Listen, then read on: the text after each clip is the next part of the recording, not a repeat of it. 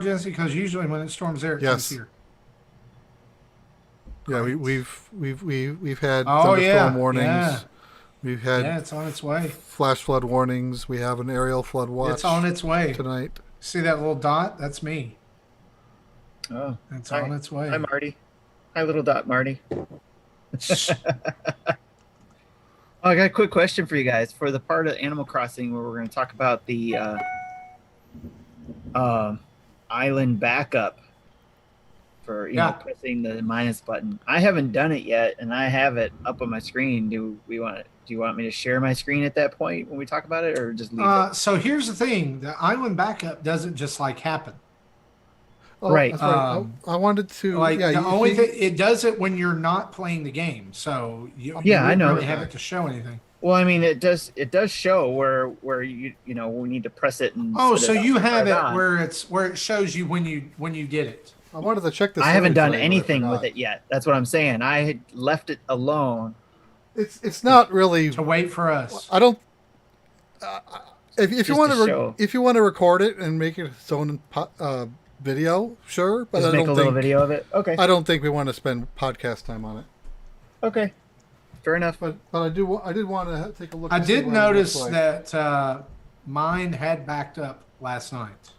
Cool. So my Jesse Switch. looks, Yeah, I'm Jesse checking just now. looks like he was checking Justin out in the background. Just like, huh. Look. Ah, look, there he is. I'm loading up Animal Crossing. I don't have it in. I'm on my big TV over here. That you can't see because of the image. Haha. Yeah, you got your background on. So I noticed when I loaded it yesterday, since I haven't played in like 2 weeks, it took like 3 times as long to load up because I think it was like crunching numbers to figure out what the hell happened to these 2 weeks that I didn't play. Right? Gary, if you could just spend the entire show playing Paw Patrol Yeah. while you talk, that would be Okay, my last switching backup, between that and Minecraft. my last backup was last night at 10 p.m. I love it. That's all I wanted to look at. Paw Patrol, be there on the double. Hey, listen, Gary. Be sure not to play as the police dog. Okay, don't play as the police dog. We don't need that kind of negativity in here. There's a saying about the White House. They don't know their ass from their elbow, do they, at the minute? Oh man, listen. I wake up every day scared that we're just gonna implode. Welcome to Political Dads. On tonight's episode. No. On tonight's episode, we all just agree with the rest of the world that everything over here is a crap show.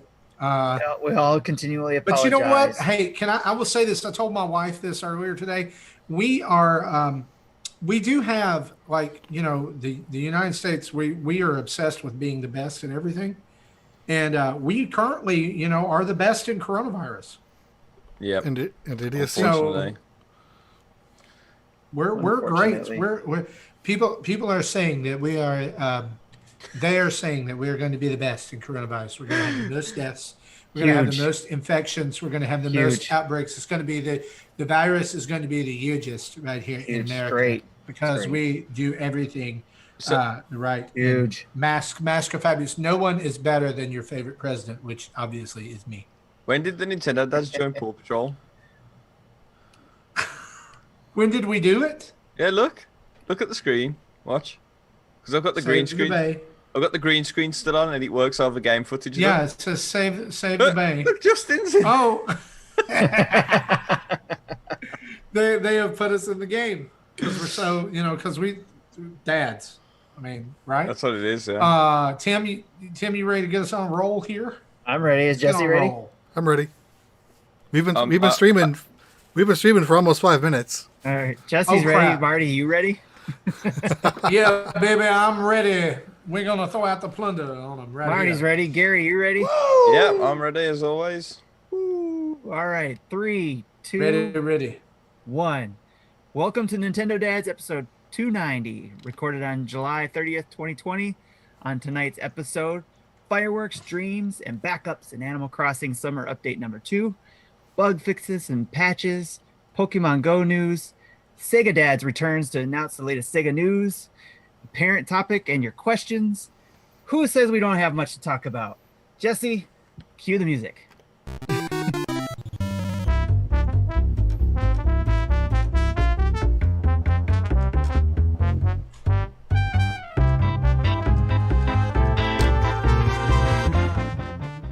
Hey, what's up, guys? It's Marty here from Nintendo Dads, and this is episode 290. We're recording live tonight. It is July the 30th, and 3/4 of us are live from America, where we're first in your hearts and first in coronavirus.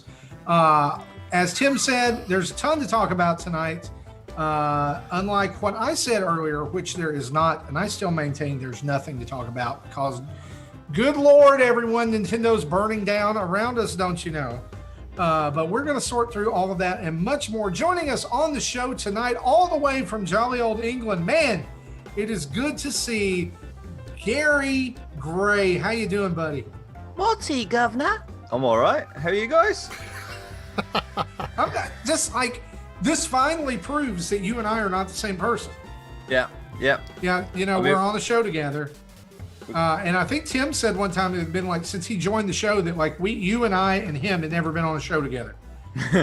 And, you know, it would have been, I mean, we would have had everybody here if Justin had actually stuck around. Earlier, he just popped in to show his webcam off and his newly shaven face, which you guys will get to see at some point, I'm sure.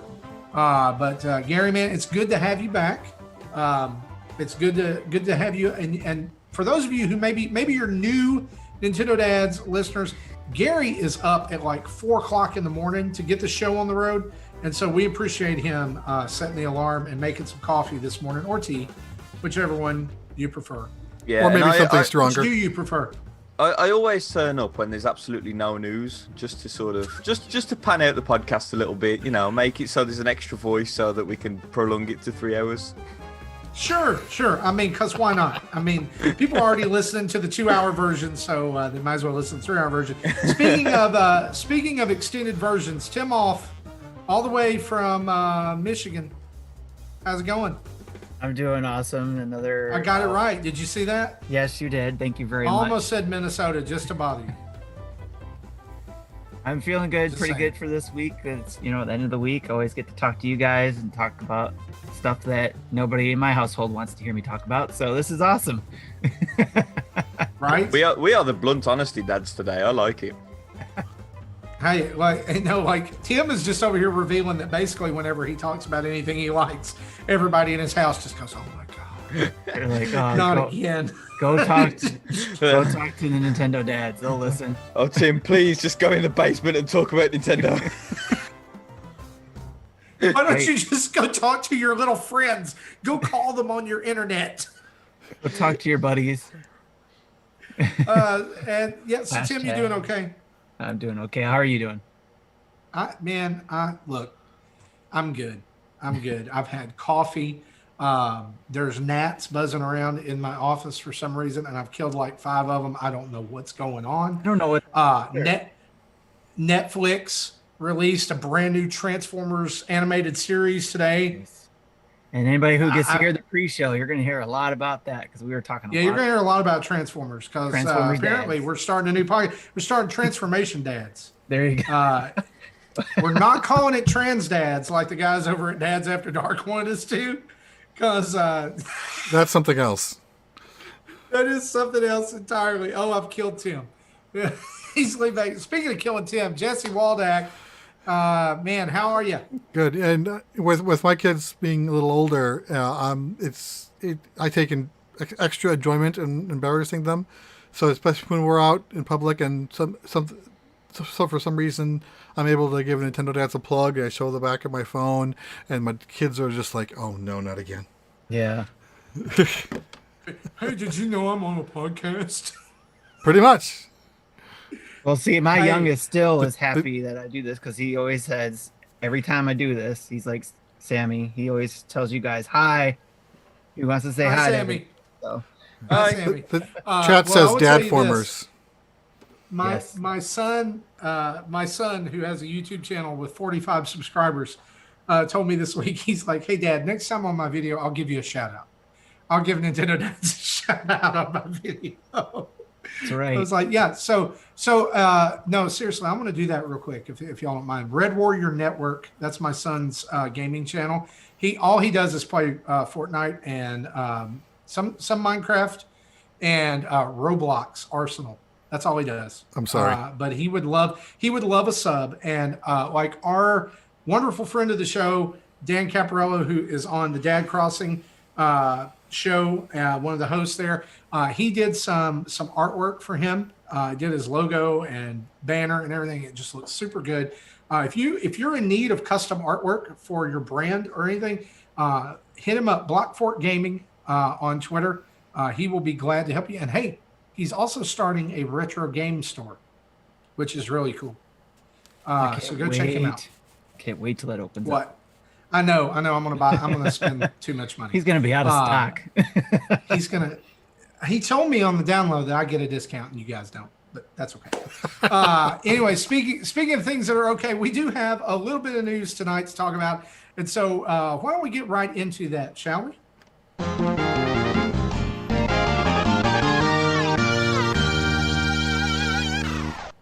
Our news each week is brought to you by you guys, the supporters of Nintendo Dads over at patreon.com/Nintendo Dads, where for as little as $1 a month, you can become part of the world's greatest Discord community and get to chat with us and chat with other people who listen to the show, participate in monthly mayhem, and on up from that to get some cool rewards and other things like pre and post show audio where we talk about Transformers and movies we're watching and all kinds of other stuff. It's usually a pretty good time unless it's like after the show and then it's just Jesse doing the art and me and Tim trying not to fall asleep. That's not wrong. It is. Right. I just wanted to prepare them. I didn't want them to be too let down when they got there. All right. Or you could, for $30 a month, you could jump in and be a Patreon producer of the show and get to come on the show. You get to come on the show and you get to be here for a whole show, suggest a segment, do all that. So if you're listening and you're a Patreon producer, know that emails are going out from Patreon this week to contact you about your next time slot on the show. We can't wait to get you guys back on here. And so just know those are coming soon. And we want you to be a part of that. By the way, I want to give a quick plug here for this month's Monthly Mayhem that you can participate in over on the Discord. Monthly Mayhem is a way that we play games together for prizes. You can win either a $10 or a $15 credit on the eShop. And right now, Tim, tell us what 2 games are we playing this month for Monthly Mayhem? Because it's 2. It's not just 1. Yes, you have the choice of playing either Paper Mario, the new Paper Mario game, or DKC, the Donkey Kong Country, which is on the Nintendo Switch online app. Well, you can do it there, or you can do it on the Super Nintendo Classic, or you can do it on your original Super Nintendo. Or any way you can play it, people have been console. playing it. Any way you can play it, you just got to be sure you can take pictures of it. We have So people you'll playing to the use your phone original unless you're cartridge playing- on their SNES, so yeah, I'm putting those pictures. Probably Dan. Dan's probably doing it that way, which is the best way to do it, I guess. I don't know. I guess if you have the Super Nintendo controller for the Switch, you can play it that way and get the authentic experience. It really gives me hope that Donkey Kong Country 2 is coming to the Switch because that's my favorite one out of all of them. So we'll see. That's the hopes, right? But anyway, you can jump into Monthly Mayhem. And again, there's a winner who wins a $10 raffle prize. And then there's the overall winner who does the best that gets a $15 prize. And so, yeah, you can head over there and win actual real eShop monies and get that. And that's just from us to you. So that's really cool. So head over to patreon.com/Nintendo Dads. Become a patron of the show. You can do it right now. We'll shout you out on the show next week. All right, so let's talk some news, guys. I guess our biggest news this week is the brand new Animal Crossing Summer Update Wave 2, which just released yesterday. This comes on the heels of the diving updates. And let's see, what else was added during that time? There was diving. And diving. An otter. Something about an What? adder? Lots of lots of Oh water yeah, the stuff. adder. Essentially, the swimming. Yeah, there was water stuff. There was Pascal The and mermaid the mermaid stuff. sets and the Yeah. diving. Which I mean, I was in it, right before I came up here and got the scallop and gave it to Pascal and got the mermaid screen. Ooh, Oh, okay. something I'm never going to use. Not not my thing. Congratulations. But anyway, lots of new. I mean, lots of new bugs and fish and all kinds of stuff that come with that. This second part though, I feel like was, and a lot of people I think feel like was a whole lot more substantial than what we got in the first wave. Here is what is available right now. If you're an Animal Crossing fan, you've probably already downloaded this.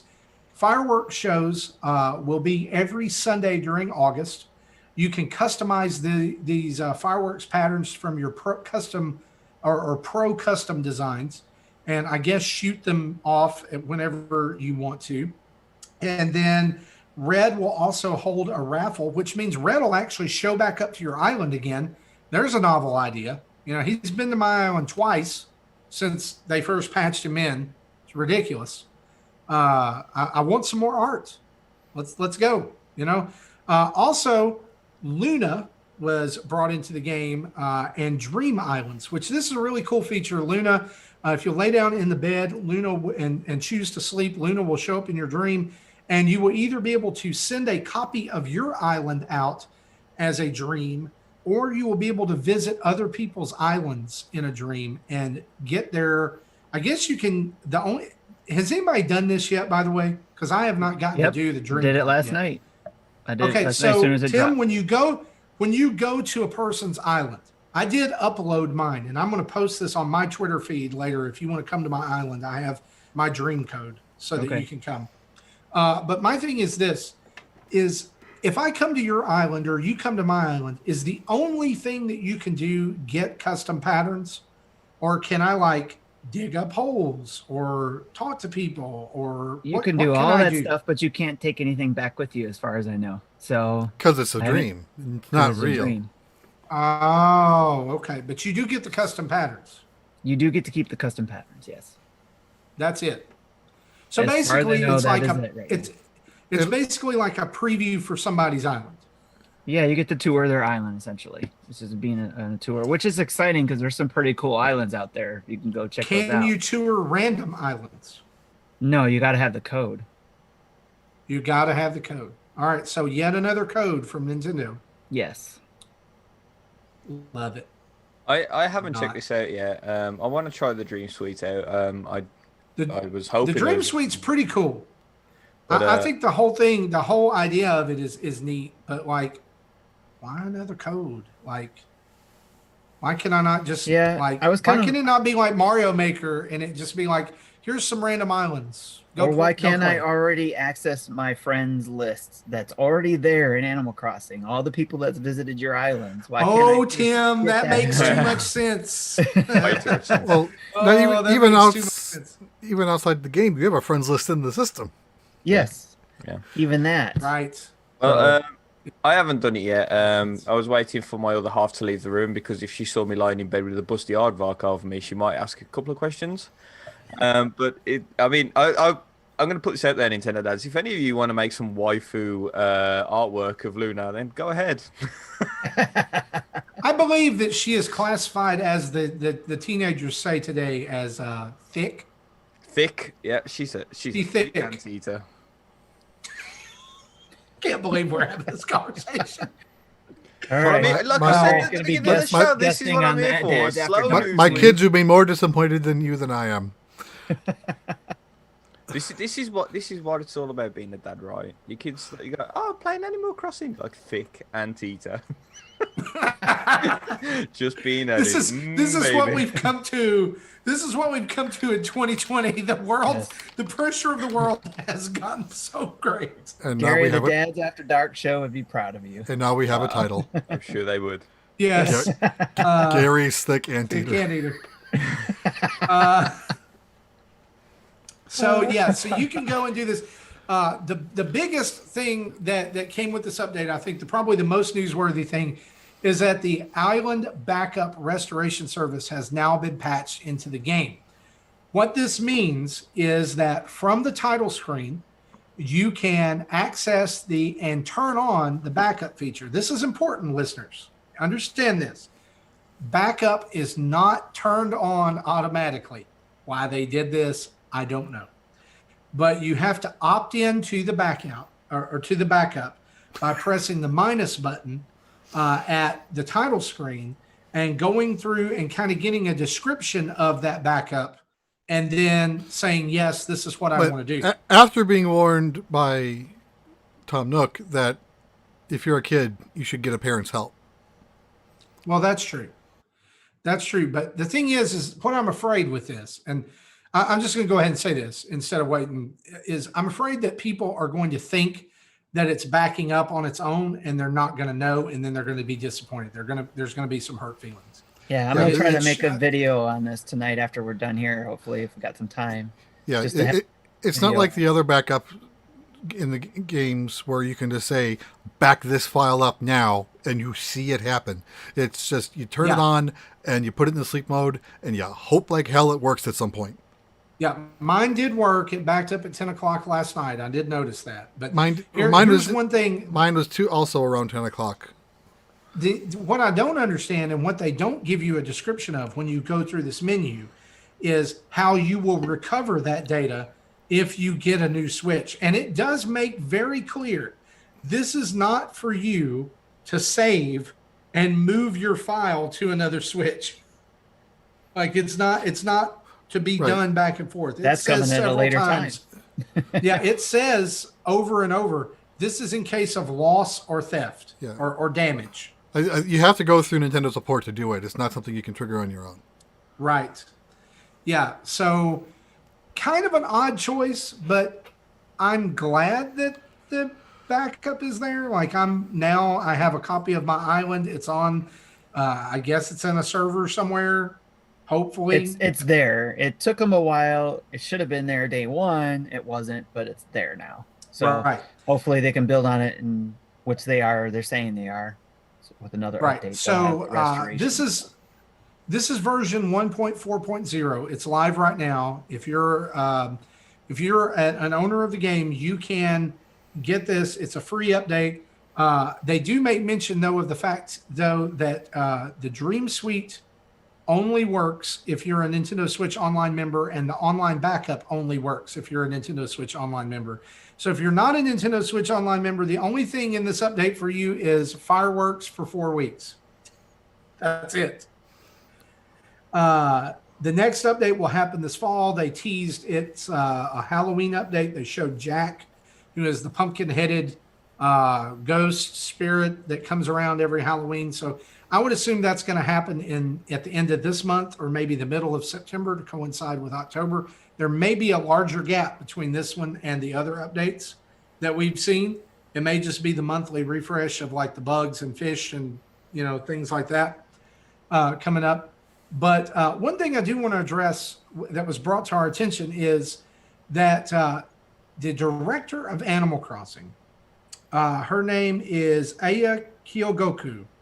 She oversees Nintendo Entertainment's Planning and Development Group number 5, which is over Animal Crossing, Splatoon, and Wii Sports. Recently had to delete her Twitter account because people discovered it and then began sending her en masse messages about how horrible Animal Crossing was, that they couldn't back up their game, that they couldn't do this, that this wasn't there, that this wasn't here, that wasn't there, blah, blah, blah, blah, blah. Guys, let's take a minute here and let's issue a Nintendo Dad's PSA. All right, this is consider this a Dad's public service announcement. I feel like we need a bumper for that. We've been doing that more and more often. Yeah, well, here it is. Here it is. You can find some music and do it later. But here it is. Can I just want to say this to you. Don't be that guy. All right? Don't be that guy that makes plural. Don't be those guys. Somebody delete, or guys or girls, whoever. Don't be those people that make a person delete their Twitter account over a video game. Especially since most of those decisions are likely not her fault. She was probably under orders by people above her to do or not do certain things. That is correct.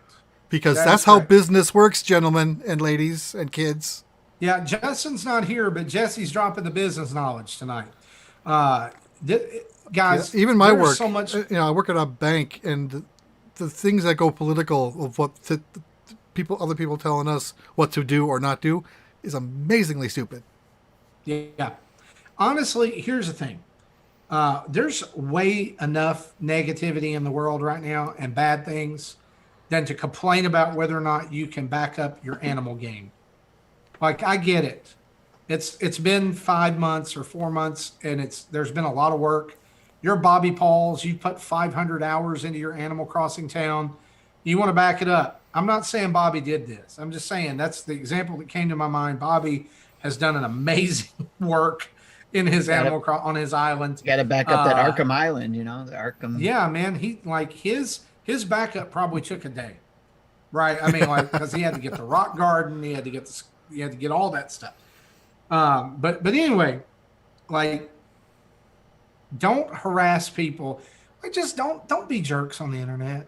Okay, don't be jerks on the internet. Like, Can we not be jerks that in real kind of life stuff either? right there. Good point, Jesse. Good point. Don't be a jerk. Period. Earlier, like this summer, this kind of reminds me like this is the kind of stuff that makes people like do stuff that you don't want them to do, like kill themselves. Like earlier this year, this summer, there was a 25-year-old Japanese female wrestler, highly beloved by fans and people in her craft, killed herself because people wrote horrible things about her on her Instagram. Stupid. Don't be those people. Let people have a normal life. The difference between them and us is they make the stuff we consume. So we think we have a window into their lives because we find their social media. And that, like, if we'll just complain enough, they'll fix it. Well, Jesse just gave you a window into that. Maybe not, because you're not their boss. Somebody else is. Ran over. PSA ended. Let's talk about something else. All right? Let's talk about Nintendo and its investor briefing. Now, this got brought up on our Discord today. It also got brought up on Twitter and in our poll. Nintendo's investor briefing was supposed to be this week, but they have postponed it by 1 week. Why? We don't know. Is it to announce more games? Is it because they want to postpone it for a week? I don't know. What do you guys think? Why are they like last week we postulated that maybe this week by this time we will have gotten some Mario 35th anniversary news because there's a ton of Mario stuff releasing on Saturday. That's Honestly, not I happening. I think the reason for the delay is just the fact that if all the accountants are working from home and have to work over Skype, Zoom, WebEx, etc., it just takes longer to crunch the numbers. Versus if you have everyone in the same room doing the same thing at the same time. That sound that you just heard was Jesse collectively bursting the bubble of everyone who's hoping for news next week. Yeah, I'm not expecting news. It makes sense. A business, I'm summoning Justin here. Makes for a good business sense to announce something before the investor call next week. That's true. It doesn't mean they're going to do it. Let's be honest. If the investor call next week is, look how good a year we've had so far, there's nothing else this year. That's going to be a Hindenburg's disaster worth of 2020 for Nintendo, right? Can we agree on that? Yeah, that's not good. So logic says there's something that has to happen. We just don't know what it is yet. Hopefully by this time next week, we're talking about that thing that has happened that's great and spectacular, and we're all excited again. I don't know. Gary, you had been ferreting up some leaks and news from Nintendo earlier, right? You'd been on location. Yeah, I've been on location, so if I just turn this background off that I've got on, you'll see right now that I'm actually right outside Nintendo's headquarters, and there's been a lot of leaks. There's a Mario HD trilogy coming next week after the investors meeting. Metroid Prime trilogy is also releasing at some point this week. Mother 3 This week? and 4 and 7. The other ones are coming at another time.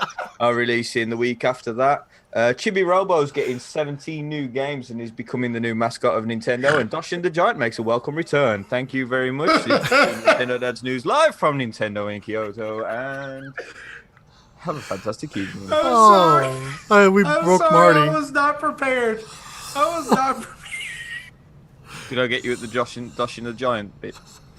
No, it was the Chibi Robo. Yeah. Wow. Chibi Robo's the new character in Smash. You love that though. Let's be honest. I don't. I think that's one character my son has no idea who that is. You wouldn't even be able to see him. I'm sorry, I'm crying over here. He'd be the same size as a Pikmin. We broke him. Oh, guys, this is where we are in 2020. Gary's in Speculation. Kyoto, and we're all just what? Speculation's running so wild, but don't worry, I've got these leaks. Like it's this Yes. window right here. That's where I've been getting the leaks from. I need to seal it. Right around. This is why you need to watch on Thursday Yeah. nights. If you're you listening don't to know podcasts. what's going on, check out the YouTube video. Yeah, just go look up the YouTube video.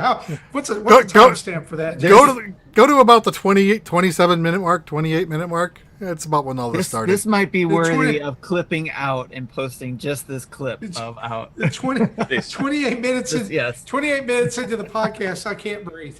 There you go, perfect thumbnail look. Yes, that is awesome. There you go. So And yeah, if you- Nintendo. if Hopefully, you- it's going to have some news. Yeah. Hopefully, it's going to have some news. By the way, I didn't mention this that by the time you hear this, we're about one day away from a giant flood of Mario memorabilia that's actually coming out.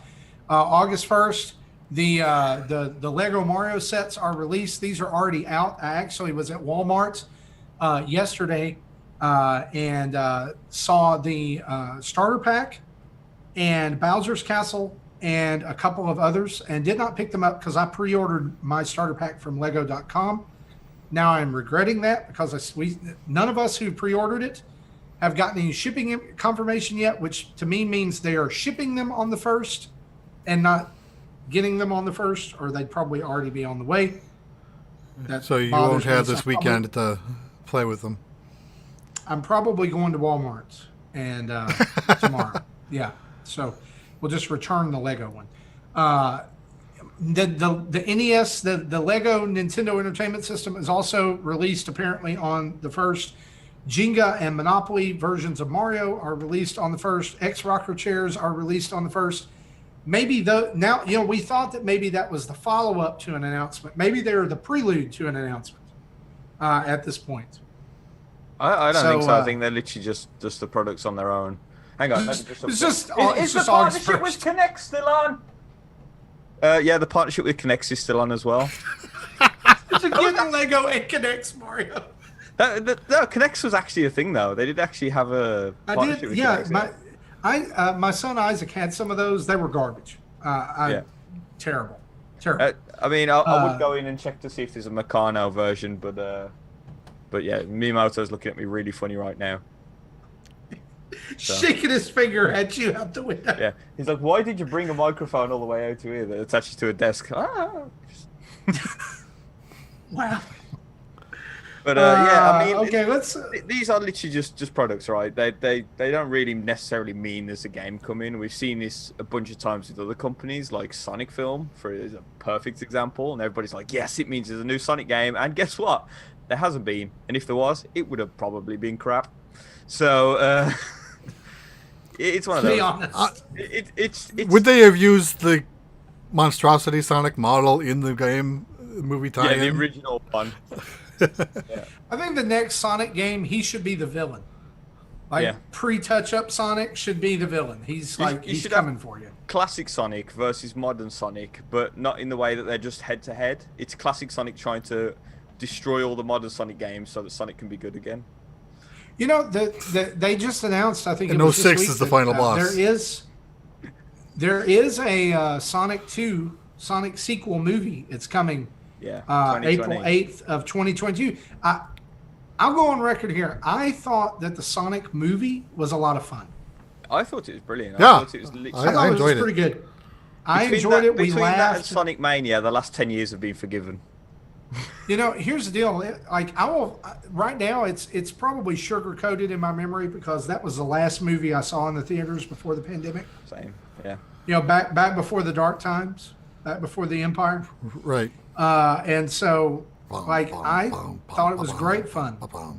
And I thought, you know, I was really worried that Jim Carrey was not going to do a good job, and he did. Like, I don't know why I was worried. Jim Carrey's brilliant, especially in roles where he can just be nuts.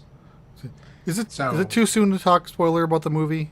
Or Yep. It's too soon. It's always too soon. I won't. All right, I won't say what I was going to say. But yeah, I mean, go back to the thing. Like, there's a lot of Mario stuff coming out. I don't think it necessarily means we're going to get a big announcement. I think it's literally just them extending. Like they said a couple of years back, they want to open the doors and be a chair and be Lego sets and be whatever Mario wants to be. So I think that's literally the Okay. case. I mean, there's Hot Wheels, Connects, Lego now. You know, I All just those the Mario Kart Hot Wheels are great. I can't wait for Waluigi Barbie to come out. Style his hair. That's the next one. That's Second the Dragon next says the evolution. movie Waluigi is Barbie. the movie is old enough that I can talk about spoilers, but Let's talk about some updates and things that you need to know about. If you were playing Paper Mario and the Origami King, which, by the way, is a fantastic game, and my hot take on Twitter was that I think that I like Paper Mario Origami King more than I like Animal Crossing. hot There you go. I do. I still do, even with the fireworks and the backups and all that. Like, I don't know. Like, for what it was, I think it did it with excellence. All you people who have avoided this game simply because it's not Thousand Year Door, you need to think again. Like, I really wish you would try it. Yeah, it's just. I love haven't picked up Origami King, right? But I do have a lot to say about Paper Mario, and I think that we are never going back now. Like, we've had more Paper Marios that definitely are not Thousand Year Door, and Thousand Year Door was one of those cases where it was just like, we've done this once, we could do it better, let's do it again. And from then, Paper Mario hasn't been the same. I think if you're gonna look at Paper Mario, you need to stop thinking about it being Thousand Year Door and just think about what shines in Paper Mario. Like, the writing is always really good. Even in Sticker Star, the writing was good, right? Sticker Star wasn't a great game, but it had its moments. It wasn't a did. bad the story game. was good. The gameplay Yeah. was horrible. But I mean, I would say it was a good game. I wouldn't say Sticker Star was a bad game. But like, if you go out on the internet, people want to grab their pitchforks and torches and burn you if you say that. Well, So it's a game that you almost need a walkthrough so you know what thing sticker you have to have on you at any one time. Because you Yes. can't have Yeah. all of them because you don't have room. But- yeah, I'm kind of glad that they got rid of that mechanic. But I'm sure you agree with me on that one, though, right, Marty? That like the writing is probably, I'm guessing, is amazing. Yeah, I think that's in any Mario role playing game, as far as like the Mario and Luigi series or the Paper Mario series, the writing has always shown in those games. It's always been fantastic, and it's no different in Origami King. I will say there's a moment in Origami King, and some people know. I will say this, if you've gotten past the blue ribbon, then you know what that moment is, where it's heavy. So you know what I'm talking about? Yeah, actually, I thought that scene was actually going to be earlier, but they threw something else in the middle to prolong it. But they still honestly, followed through with exactly what I thought that they were going to do. It's extremely poignant, and it was brilliantly done. The pacing of that And you moment didn't was like this character fantastic. at first. No, I did not. But and I think there were probably a lot of people who didn't, and that they were setting you up to. Personally, my thought is they were setting you up to feel bad. Yeah. So, but I love it. I like the music in that game is fantastic, and like especially like if you've played the game and you've been to Sniffit City or Sniff City, that's some good music. There's some good stuff in this game, and I would. Making me want to But buy anyway, it now. how we got on this topic is that there is a game-breaking bug in Paper Mario: The Origami King that prevents you from moving past a certain point in the game. Nintendo knows about this. They are working on it. It will be patched out. Hopefully, that it saves the people who have encountered it. But Jesse, do you know where? Without spoiling it, I think it's in the 5th area. Basically, you have to have like a membership card type of thing to get access, and it's a turn in, so you lose the membership card. So if you leave, you can't get back in because you no longer have the membership card. So. And Closing Your Door had a really similar game-breaking glitch as well, which obviously couldn't be patched out then as well, where you needed a key to go through a door, but if you left the room, the door automatically locked behind you. So if you jumped over the key, went out the room, you could no longer pick up the key, you couldn't progress. So There's also something similar with one specific toad, and I don't know which toad this is, but if you do something and backtrack, the toad isn't there anymore, and you'll never be able to get it. So you'll never be able to 100% collect. So, but I don't know which toad that is, so I can't give any more information. They just happen. So hopefully they're patching those out. Otherwise, fantastic. My guess, again, I'm a programmer, so I think of this is they'll either make it so you don't lose the membership card, so you can present it again, or there'll be a character flag that they'll turn on to say you have turned it in, you should have access for, which then should also soft lock anyone who's fallen into it, presuming they didn't delete their file and start over. Or they'll just add a line of dialogue. Hey, don't you need to blank? And they won't let you go past a certain point. Because they do that in the game sometimes. Like you try to go over here, and they're like, "No, you got to go over here." I don't know. I think my favorite one is the game won't let you go to a boss fight without saving. Olivia stops you. Oh yeah.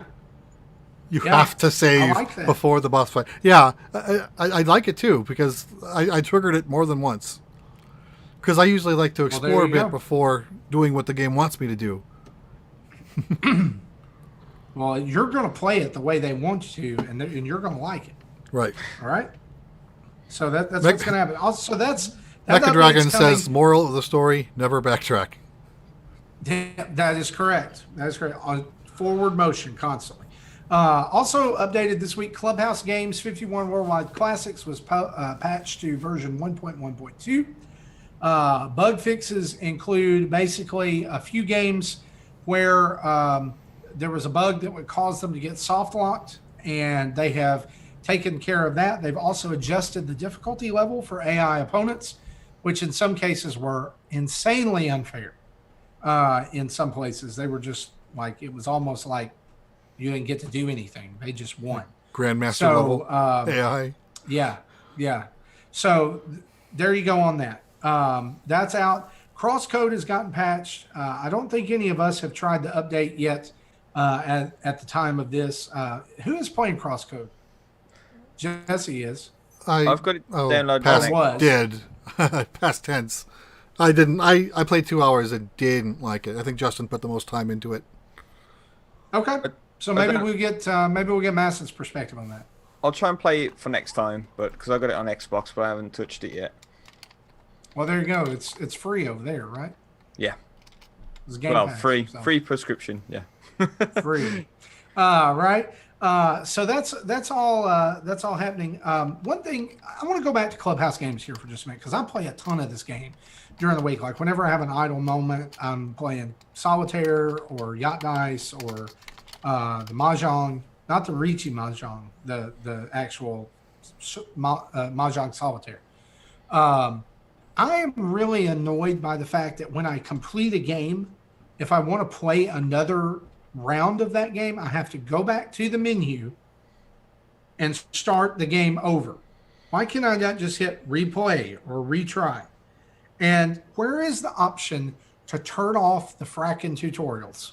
Like, like when you first go into a game and it's like Klondike Solitaire, and then they start the little spiel about it. I don't care. Why in the world would that not give you an option after a while? Like, it's been a month. Do you still need to hear this? Just let me play the game. And I agree. 100%. My other gripe is this. And this is a privileged first world problems gripe, but it's there. When I unlocked the Mario card set for games, that led me to believe that there were other card sets that I could unlock. How hard would that have been? Like, really? Like, how hard would it have been to do extra card art?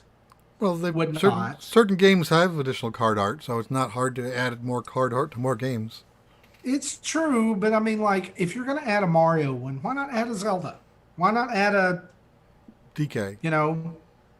Donkey Kong? Why not Smash Brothers? Something, like, promote your other games. I mean, Nintendo has done such a good job of promoting other games through other games, like this weekend's Tetris Maximus Cup with Paper Mario, where they've promoted every game that is released through Tetris 99. Like, do it through your other games too. It's just free advertising. Because the Mario Kart art, especially like on the matching game, is fantastic.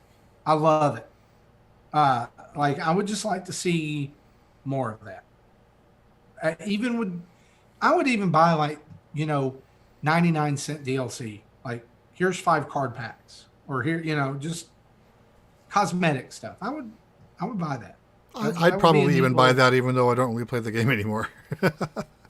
Yeah. So there play you go. a few rounds of solitaire just to see the decks, and then put it away again. Yep.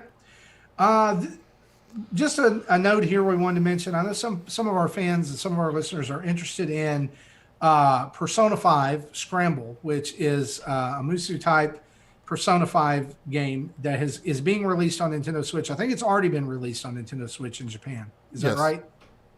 Okay, so Koei Tecmo's financial report stated this week that Persona 5 Scramble is planned for Western release, which means it's probably in the process of being translated and spruced up for American audiences. I'm excited about that because I did download the demo. I had no clue what was going on. I just pushed buttons and had fun. But I played through the demo with a Google Translate on a good portion of it. I think I live streamed that. Yeah, so it's hard because I plan on picking that up. You're not just doing like the Dynasty Warrior style levels. Like, you're having to make decisions and dialogue and different things like that. So, and you still have to deal with like the elemental tree, in combat as well. Yeah. Speaking of elements, this weekend Jesse did a series of videos on Pokemon Go because it was Pokemon Go Fest this past Saturday and Sunday. Jesse, why don't you tell us a little bit about what went down during Pokemon Go Fest 2020? Okay. I wasn't expecting to talk about this here, but I'm trying to remember think about what I wanted to say. So it was 10 hours a day. I didn't play for the entire 10 hours. I know some people did. Miz in the chat was playing as well. Probably more than I did. I did do several live streams. I did like in 3 parts on Saturday and 2 parts on Sunday. Total of almost 6 hours of streaming, playing on 2 accounts. So the video shows 2 game sessions running at the same time, and I was able to, with each hour changed the habitats and what spawned and what mission you had to do to unlock future bonuses. And then there was an overarching quest that on Saturday there was just one big one that you had to do, and on Sunday there was broken up into like 6 or 7 smaller parts, which ended up with you going up against Giovanni and defeating him. Yeah, I was So- watching that last video of you doing that, Jesse. After I stopped in, I went and watched the rest, and it was like I was impressed that you were doing like 2 battles at the same time. Yeah. And people asked, someone asked in the chat if what I'm doing is legal. And I'm like, because of, like, is it against terms of service to have more than one account? I'm like, as far as I know, it is. It's fine because I'm still using 2 separate accounts on 2 real phones. I'm not using emulation. I'm not doing I'm not GPS spoofing. You know, the little neighborhood you saw, that's my house. So I was, playing it on my phones. So everything I did, as far as I know, was completely legitimate. Awesome.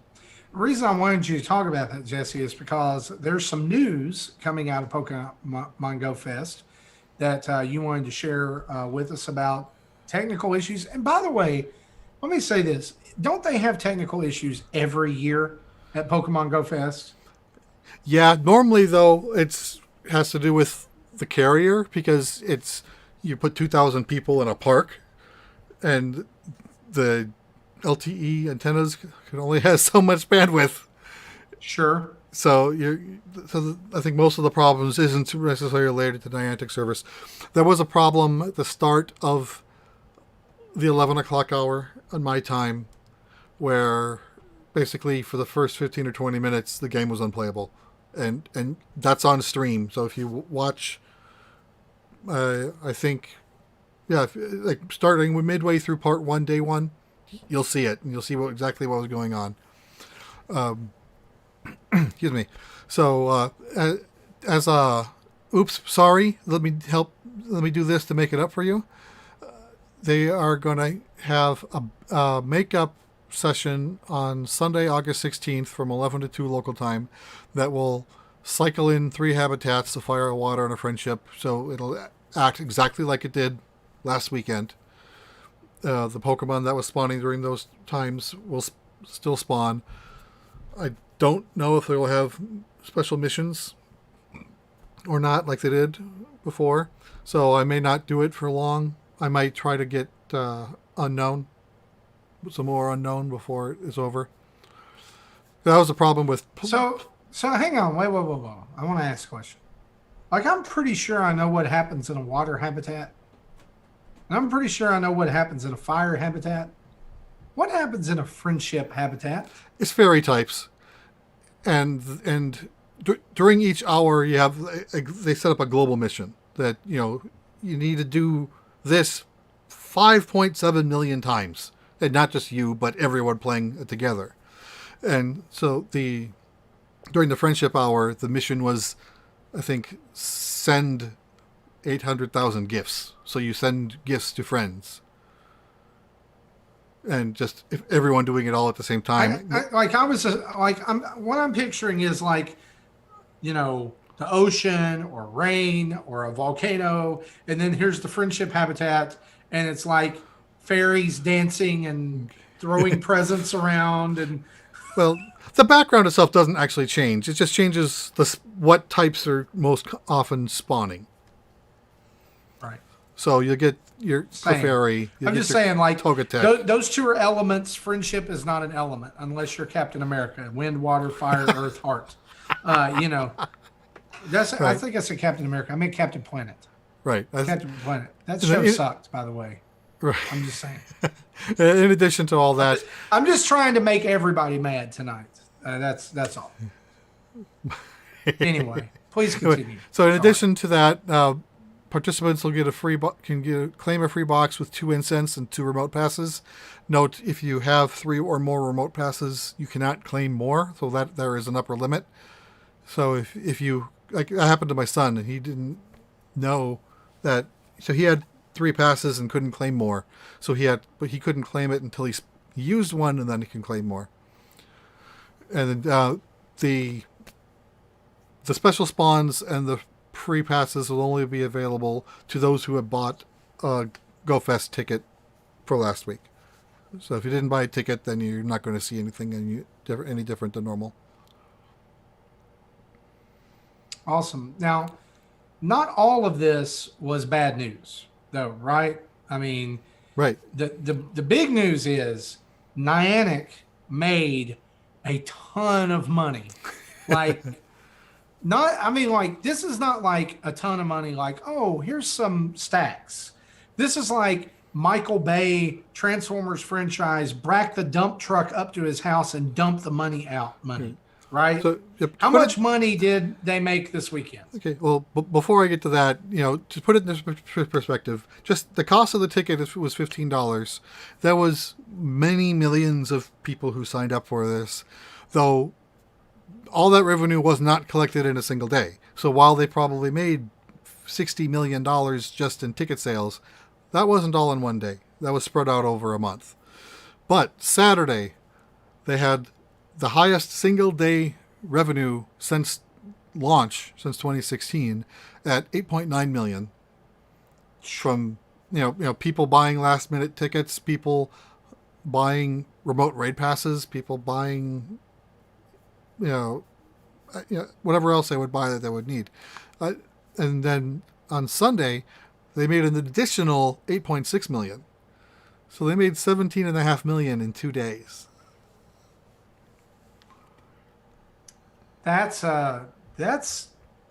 Mamma Mia. Yeah. That's a lot of money. That's crazy. And y'all, like, here's the deal. I'll be real. I'm just gonna be real blunt and honest, because Gary's already said we're tonight is like blunt and honest dads or whatever. I didn't realize this many people still like played this game. Yeah. I did not realize that people, because of the pandemic, more people started playing again because they've had an upsurge in revenue and players just because of because people are home doing nothing else, and because they've added play at home friendly mechanics to the game. And they've been doing this since March. If they haven't been doing this all for the last 6 months, this weekend probably wouldn't have worked as well as it did. Yeah, it's crazy to me that they made that much money, but great that they're still doing it, and like people that love it still get to play it even though they're at home, and I probably will be like this for the rest of the year. Let's just be honest. Oh yeah, probably. I probably drop $20 per account at least once a month, if not twice a month. So I'm giving them almost $100 a month. Yeah. For just because I don't do a lot of like the rating and stuff anymore, but I hatch a lot of eggs because again, part of the whole pandemic friendliness, making it easier for people to play, the egg hatch time has been halved since March. And then with the fast incubator, that also gives you an additional 30% off the time. A 10K egg will hatch in 3 1/3 K. So I go through a lot of incubators. Yeah. So, and I'm reading here in our notes, the level cap's going up too, right? To level 50. So, Yeah. So separate from the Pokemon Go Fest, this was kind of brought up as in an interview with, I forget which website, but they hinted that the level cap could be going up to level 50 soon. They said, Niantic isn't stating exactly what's needed to get level increases. They just won't be just another XP grind like it was to get to 40. They'll have you do other things, which could include any or more of the following: how many Pokemon you've caught, how full your Pokedex is, the number of excellent throws, how many raid battles you've won and or participated in, and reaching a certain rank in Go Battle League a certain number of times. And I read that, and if that last thing is required to get to level 50, then I'm never seeing 50, because I don't do that. I don't like the PvP. Much less play against people who like the PvP and have tuned their groups of Pokemon for PvP, which means that I get cleared. My clock is cleaned. I played it once and never won a game. So never not It's kind going of back. like when I was playing Dr. Mario World, like back during that week where everybody, played that game and liked it. A year You ago. could do Apparently, the- it's got this 1 year anniversary soon. It is the 1 year anniversary right now, and I'll tell you how I know this because I got sucked back into it this week because I sorry. got an email, and this is how they get Marty. All right, they're like, oh yeah, it's the 1 year anniversary. If you come back right now, you get 8-bit Dr. Mario as a free doctor. Everybody gets him for 14 days, and I was like, 8-bit retro, well, yeah. So downloaded Dr. Mario World and started playing again, and actually having fun with it. Not going to put any money into it. Sorry, Nintendo. But yeah, I don't like the verses in Dr. Mario World at all. Not a big fan. Let's talk about a couple of other little small news items. I love this one. G4 TV is coming back, Yay! apparently.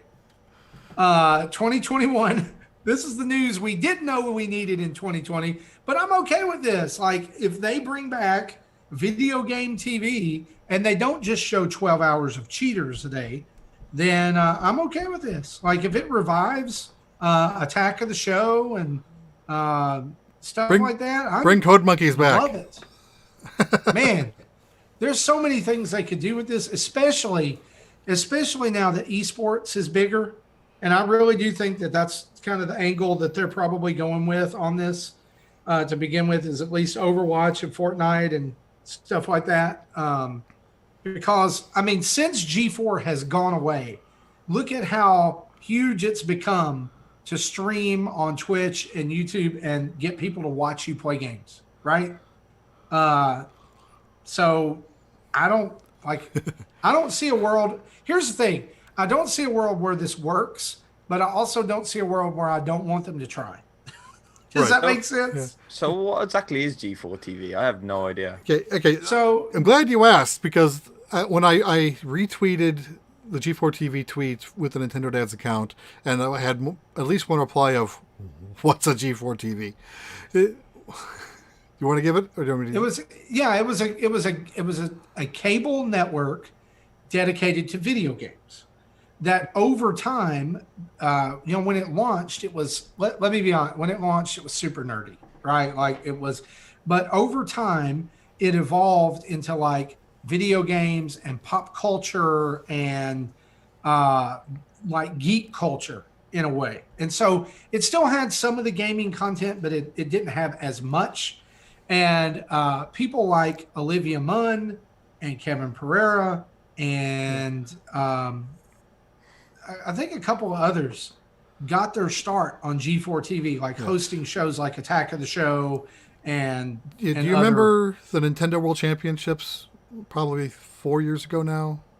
Yeah. That was hosted by Kevin Pereira, who hosted Attack of the Show on G4. Yeah, and one of their most popular shows was X Play, which was a Adam, video Adam, game review. Adam news Schlesler and review Morgan shows. Webb.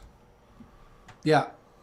Oh, it sounds pretty good. I mean, on paper it sounds good. That's why I'm saying, like, I don't see a world like in the climate where anybody can get on YouTube and review a game or stream a game or have a video game channel. That's why I don't see a world where it works right now. But I don't see a world where I don't want them to try. Like I would watch this. I hope they succeed. We had a very good show a couple of years back in England called Dara O'Brien's Go 8-Bit. And it's such a shame that it ended because basically what they'd do is they had Dara O'Brien, the host. They had Ellie, who was like sort of the knowledge head of the games that they're going to play. And then they'd have two team captains and then they'd be joined by a celebrity each. So you'd have a captain and a celebrity, and then the celebrities choose a game to play, and then they play against each other to see who's better at each game. And then at the end they would do like a special one, like put you in a big frog suit and get you to jump on a pad to play Frogger, but with like this custom controller basically. And it was such a good show. Like you guys can't find it. I explained it to somebody else before, and the videos are always blocked in America. But if you can find it, Dara O'Brien's Go 8-Bit. It was a really good show. But I don't know if a TV network could necessarily survive right now because Twitch is kind of the gaming space, right? YouTube is the place where you go for the news and reviews. And I just don't see a cable network really surviving. So if it's coming back as a network, they're going to have a fight. If it's coming back as a YouTube show, they might survive. Yeah, back in the day, Yeah, G4 that's TV was point. like my. This is the channel I have on in the background for some non-silent noise in the background while I do other things. Lately it's been like a news channel, but I'll I do probably, that with the Weather Channel to sleep. yeah, when I was a kid, it was with the Weather Channel. So Yeah. So uh, Ibicel the, says, the thing about go ahead. no, you go ahead. Okay, Ibicel says Hey. that he wants Tech TV, not G4. And Tech TV they were both separate, kind of almost competing, and then G4 they merged and they kept the G4 name. He says Tech TV was greater than G4. The merge ruined them both. Then G4 tried to be more like Spike, and we saw how well that worked out too. Yeah, they like at the end they were one step short of showing Cops 24/7. So and now Cops doesn't exist anymore. So I don't know what they would do. I guess Cheaters 24/7, which that's I don't know. If you've never heard of that show, don't even look it up. Give me Code Monkeys 24/7. That's a show you want to watch. If you don't know it, check it out. And you can't skip over what Justin said either. Justin said Yes, you Marty's can. wrong. ACNH is better than PMOK. Justin out. Did he come back just to say that? Yes. Yes. Then he left. For all we know, he could still be Prima watching. donna. Who knows? You heard what I said. Yes. Prima donna. Yes. Anyway, I love you, Justin. You're wrong, but I love you. And here's the thing. Who is he even to talk? Because before this, like, he didn't even know what Animal Crossing was. So get out. Anyway, one other little news item we want to talk about here. In 2019, there was a book called Awada-san, which released that had excerpts from Awada Ask interviews and interviews from his closest friends. That book is getting an official English translation and it's up for pre-order on Amazon right now. It comes out next year, April 2021. It is called Ask Iwata, Words of Wisdom from Nintendo's legendary CEO. I am very much looking forward to this book. I will be getting my pre-order in very soon. I'm excited about this. I've already pre-ordered 2 copies. I plan on giving one away to a friend. That's awesome. I can't wait until this book releases. Guys, if you were not around, I know some people in the last couple of years have come back to Nintendo because of the Switch and different things, and they missed like the kind of goofy, charming, fun Iwata years during the Wii and Wii U. You missed a heck of a man, and just a visionary. And I encourage you to pick this book up, even if it's just to check it out from your library when it comes out, and read up on him. He had such a wonderful way of looking at the world of video games, having come from programmer to CEO to president. And, Yeah, for programmers like me, that's a great way to know that that path exists. Because normally you have to go to a business school and just be in the business of business to ever get that high. But he started from the ground up. That's awesome. And I think his story is one that's worth listening to, one that's worth hearing. So go pre-order that book. Jesse, when you pre-ordered it, how much is it? I don't remember. I can look it up real quick. I pre-ordered it from Amazon.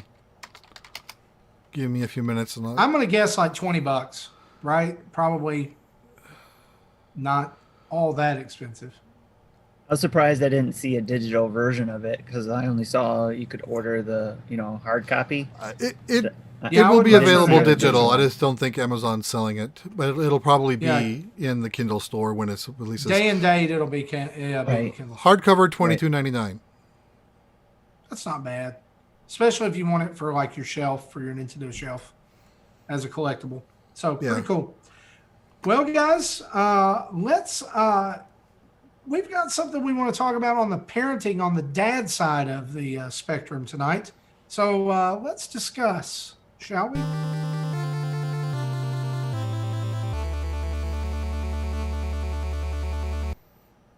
So, hot topic of the week in a lot of places, in a lot of countries, probably in a lot of areas of America, I know it is what is going on with school for kids in the fall. And I know that at least 3 out of the 4 of us here tonight still have kids who are in school. At least, Jesse had all of his kids. You're an empty nester now, right? They have flown the coop. Well, the oldest one's actually home again, but none of them are in the public school system. No public school kids. That's what we mean. Right. That's what we're talking about. So, I put this as a topic because I heard our school district put out a video explaining what's going to go on for this school year. Even though, again, it doesn't really concern me anymore, I still watched it just so I can be in the know. And morbid curiosity. Right. So I wanted to share what I've learned from my district and then ask you all, do you guys know what's going on yet? Have they figured it out yet? Basically, we have they're asking the parents to go to their school portal called Skyward and basically make one of 2 options. And whatever option they pick, they're stuck with until the end of the semester, of which then they'll have either the same options again for the second semester, maybe different options. That'll be yet to be determined. Option 1 is 100% remote schooling. So basically, keep going how the last school year ended. They'll have teachers. They'll try to keep some sort of schedule going, and just have person online classes like they would have in a traditional lecture, but all online. And we'll see how that deals with. The other option kind of is a more flexible one, where they have 3 sub options that could be determined week by week depending on like the level of pandemic. So if things spike up, they could then increase or decrease the amount of in-school contact. Basically, one level is they're at this, everyone who chooses to be in school will be in school. 5 days a week. Hours may differ. Definitely, obviously keeping social distancing as much as they can, masks on and all that stuff. On the low end, if it's like, if numbers start spiking, then it'll be, everyone is at home again anyway. So, but there's a middle ground where like there'll be a transition to go from the low up to the high, where it's a hybrid, where they're planning on, if they're in hybrid mode, half the school is in the building Monday and Tuesday, just based on your last name. The other half of the school is on campus Wednesday, Thursday. So the kids are on site 2 days a week with approximately half the class sizes. Then Friday will be, everyone's at home, and then in addition, I don't know if it's for with the other option, but the first option where it's 100% school at home, they have to fill in a daily learning activity log showing that they've done at least 390 minutes, which is like 6.5 hours of school-related activity in a day, and will be used as their attendance for state requirements for which that's going to be a pain to every day to do that. But Yeah, how that's many kids are and how many parents forget that every day, right? I mean, like right. after a while, at first you're doing it because it's new and it's fresh, and about mid-October you're filling out your timesheet for the day. It's like kids are going to work. Um, we're doing kind of the same thing now statewide in Tennessee. Our governor has decided to leave everything up to local governments, which is a crock of crap, because basically that's the state of Tennessee saying we don't want to do anything. We're washing our hands of this. We don't want to be the bad guys. So they've issued some guidance, which really, I mean, what is that? Talking to Which friends is just spitting out the same information that they were right given as guidance. And so it's not like they the made thing these is decisions that, themselves. right. Talking to friends of ours who are teachers and people we know they're teachers, they're saying we're in the dark. So, but here's the thing: they're starting back to school next week.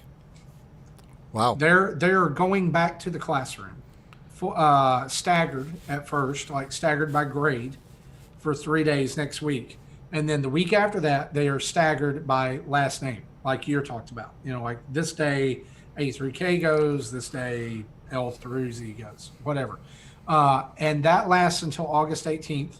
After which they will make another decision about whether the staggering continues or whether they all come back to class en masse.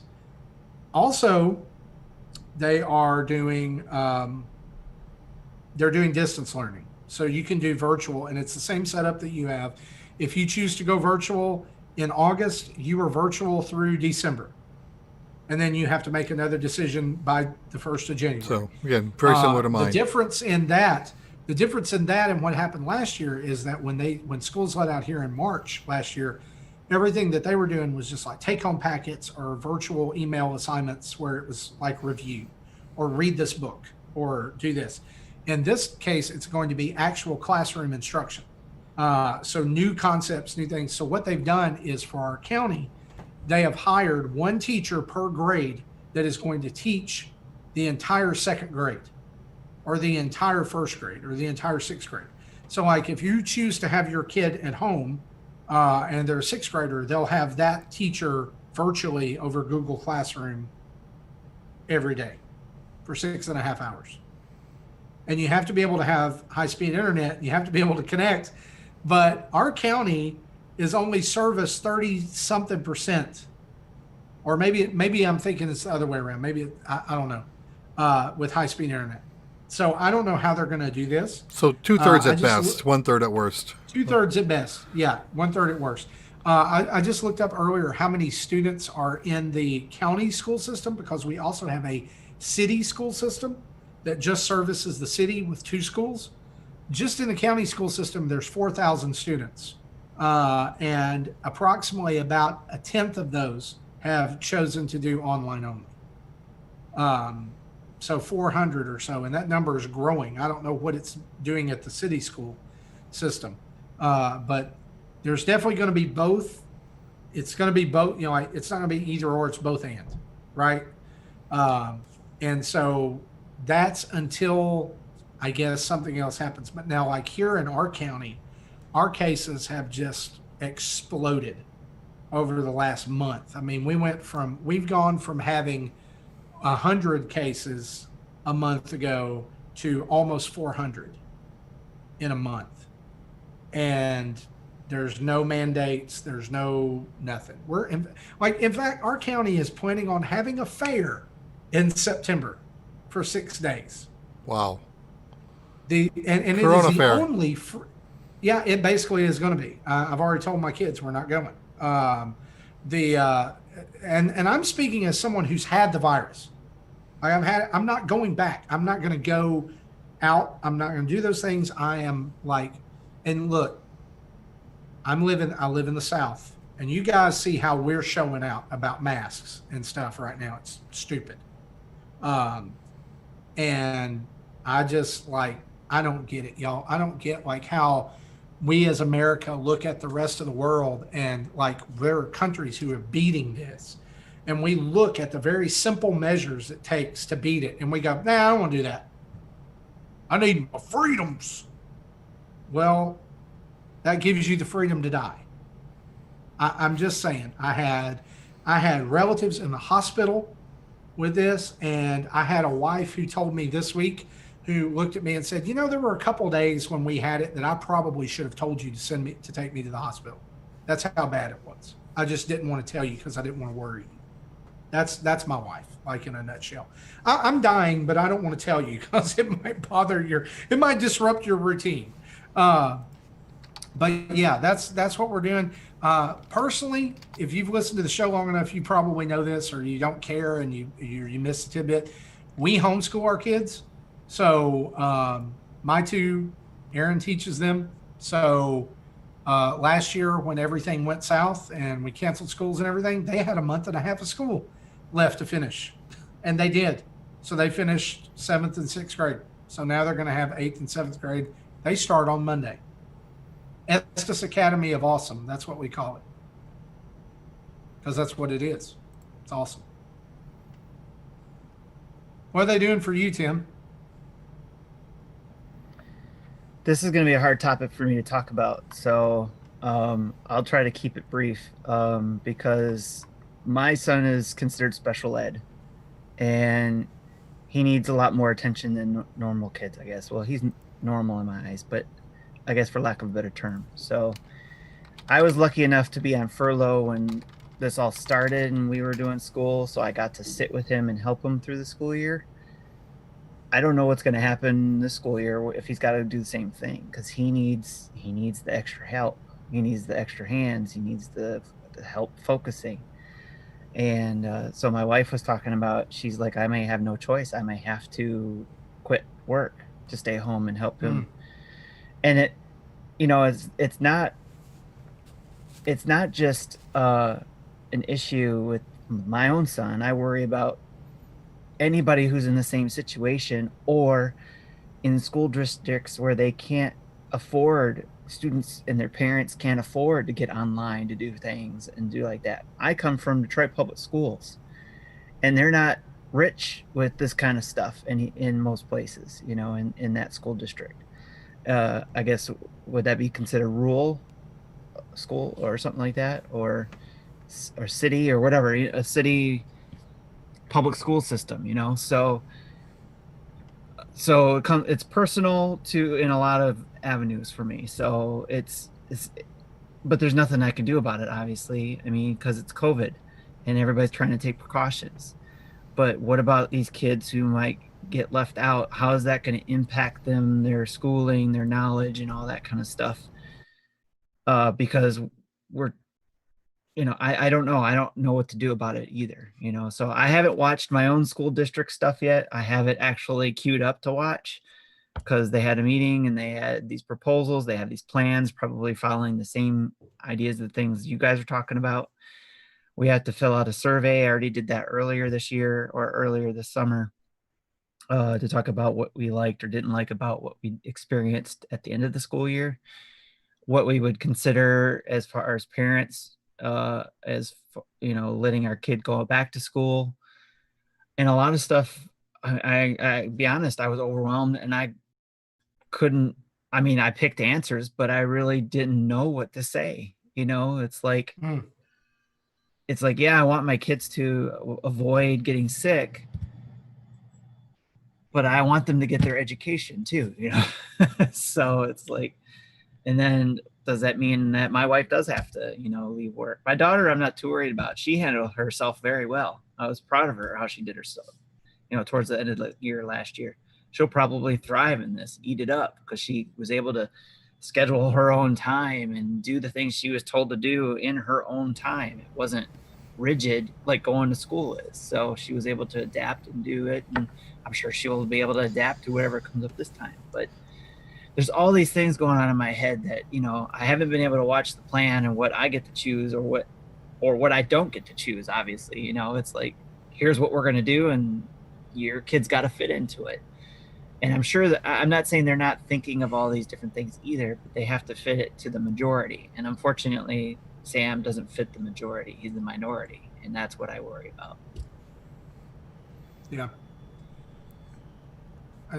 And Tim, my heart goes out to you, man. Like, as the dad of a quote unquote special needs kid, with Isaac being on the spectrum, like I know that, if he went to school, like I'll just be honest with you, like when we go out to stores and stuff, we're all masked up, right? Like, but we don't go out a lot, and he doesn't go into stores a lot. 10 minutes at a time, basically. We're not taking him on like some big shopping trip with us, if we go get groceries or whatever. But if he had to go to school and sit 7 hours a day with a mask on, he wouldn't make it. Yeah. He fidgets too much. He Right. plays with his face too much. He couldn't make it. And that would just become another distraction or another thing that he got in trouble for. And so, like, I'm thankful that we're able to do what we do and homeschool. But I get, like, people like you don't have that option. Like, or that option takes like a dramatic shift in your life. And I know that like our listeners are facing the same thing. And this is not a typical topic for Nintendo dads. Like, I get that, but it's a reality of what we as dads are facing the world over right now. Gary, what about you? Or is your daughter? I know you have a daughter. Is she in school, preschool? What's the plan over there? At the minute, it's the summer holidays, and the kids go back in September as normal here. So things will be open back up. I'm assuming with some social distancing things and some, staggered opening times and stuff like that. But yeah, they're back in September. Is September like a typical time for that? Yeah, it is. Yeah. Okay, so Have you 6 like weeks off over the summer. Yeah, you're a month out. Mm. And like, I'm correct in saying this, and you can correct me if I'm wrong, but like you guys, as far as like the United Kingdom, you guys are on the downturn, right? It seems like, or are you guys still going up in cases? We were going down. I think we're gonna just start going back up again now. I think we're heading towards a second wave soon. Is that because like, are you seeing more things open up? Yeah, we pretty much released a lot of lockdowns. Like restaurants, pubs are open and stuff like that. So it's very eerie, like going into Pizza Hut and having to log on to the internet on a smartphone to put your order in, and it's very strange. Can I ask a question? And just about like how, like, and this is my ignorance, I guess. It's totally, I see what's going on in our country versus what you see going on in your country. Do you see people over there? Are they wearing masks? Are they taking it seriously, or is there a big pushback like there is here in our country? Yeah, I mean, it's supposed to be mandatory to wear a mask whenever you go shopping now. Only from last Friday. But there's still the superheroes who don't need a mask, and the only thing that will kill them is kryptonite. But so when you say mandatory, like your countrywide, yeah, you have to wear nationwide a mask. Yeah. So was that a governmental mandate? Yeah, for shops. Good for you guys. Transport. Good for you guys. Yeah, you have to wear a mask. Yeah, it's that way in Kansas too. In public buildings, it's mask on. Otherwise, see, we have my favorite are the ones who wear the masks like this. That doesn't help you. Yeah. Basically, their That nose always makes me wonder how they wear their underpants. For those who can't see, the Gary, nose is. Gary, you may be hitting on something here. They may not be wearing underpants. Oh yeah, or they have certain parts popping over the top. Let's just leave it at that. Ugh. So for those who couldn't see what I was doing because of the audio version, I put a napkin over my mouth, but not my nose. My nose is still completely open. And then you've got the chin strappers. I've seen that too. Down under their chin. We have. Well, let me kind of just tell you where we're at. Like the total population in my county is somewhere around 28,000 people for the entire county. All right. So multiple little towns and cities. The county to the west of us has a population of almost 100,000. And my city has 65,000. That's just the city. Let me say this. This kind of tells you the condition that we have right here is that out of our county, we only have about 63 less cases in a 28,000 person county only about 63 less cases than the 100,000 person county next to us. Wow. Yeah, earlier this week, earlier this week, it was, and over the weekend, it was only a gap of 21. And so people like that live here are not taking it seriously. And we had our first death today in our county, and I wonder if that will wake people up and make them understand that it is real. I mean, you would think that an explosion of 300 cases in 4 weeks would help people, see that it's real. And like, if you hear like me talk about that, and you're like, wow, he's really upset about it. Yeah, because it's affecting people I know. It's affecting people I love, and I for the most part, I don't see a lot of people caring about it. So my wife. Sorry to interrupt. No, Did you go say ahead. you just had your first death in the county? Just. Yes. Yeah. Yes. See, you're at the very early stages of it then, right? Because I don't know if you remember, but because we're so rural. yeah. Because we're so small. I think. Yeah. Because Like. where I live, literally the town that I live in, was one of the first places to report a case in England, and that woman sadly passed away, and then 2 weeks later it just sort of escalated a little bit. So it's a terrible thing to go through. Like, it is. It's really bad, and if it helps in any way, just wear your damn mask. It's as simple as that. Just wear a mask. Like, it's not tough. Well, that they're doing that so that they can eventually microchip us and track us wherever we go. It's 5G antennas are the thing causing it, right? Right. So We need to. Okay. All right. Hang on. We need to get off this topic. Yep, we do. Or we all say some things that we may or may not regret. But before we go off topic, I wanted to share the population of my county, just so we can put it into perspective. What is your normal versus what my normal is. The population is almost 540,000, of which there was almost 5,000 confirmed cases and almost 100 deaths in the county. Wow. Y'all, here's the thing. If there's any doubt that it's bad or there's any doubt that it's real, please get that out of your head. It went through my entire family, and I'm not just talking about like my family, I'm talking about extended family on my wife's side. 15 people infected in less than 7 days. It's like that. And in our case, we didn't know we had it until everybody was already affected. So just be careful, love each other, be good to each other, social distance. Today when we went out today to vote, actually, and wore masks and went to the restaurant we were eating at in masks. Of course, we didn't eat there. I got some Chinese food. My wife got some Mexican food both from local places. We were the only people in masks in the entire 2 restaurants. And the Mexican restaurant was packed. People in every booth, people in every seat. The Chinese restaurant was just go in, write your numbers that you want from the buffet on a box. You can't even get to the buffet, hand them the box, they hand it back to you, you leave. Yeah, that makes sense. Yeah, which reminds me of what you said. There's an election in my county on Tuesday. I need to remember to go to vote. Well, we did early voting, so I can't go stand in line. I don't want to do that. Let's get back to some more happier topics, right? Let's talk about a couple of upcoming events. There it is. I couldn't find the button for a while. That's okay. It's probably going to happen this weekend too. When you play Tetris 99, the 15th Maximus Cup is happening starting right now from when you're hearing this on the audio version to August 3rd. It is themed Paper Mario and the Origami King.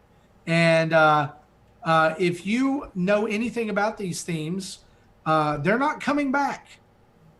So if you want this theme, you need to get it this weekend. 100 points will get it. for you. And so that's going on this weekend. Also coming up very soon, the ARMS North American Open. 1v1 matches begin on August 8th at 10 a.m. Pacific time. Registration is open. You can go to battlefy.com/arms. That's battlefy.com/arms, where you can register to be a part of this and play some ARMS. By the way, ARMS is awesome. This is the general Nintendo Switch PSA right here. ARMS is awesome. If you are a new Switch owner and you missed ARMS 2 years ago, go back and pick it up. It's a fantastically fun fighting game. Characters are super cool. And if you like Min Min because she's in Smash, well, that's where she came from. She's from ARMS. And don't overlook it. It's a little sleeper hit for the Nintendo Switch. Speaking of games, let's talk about what we've been playing.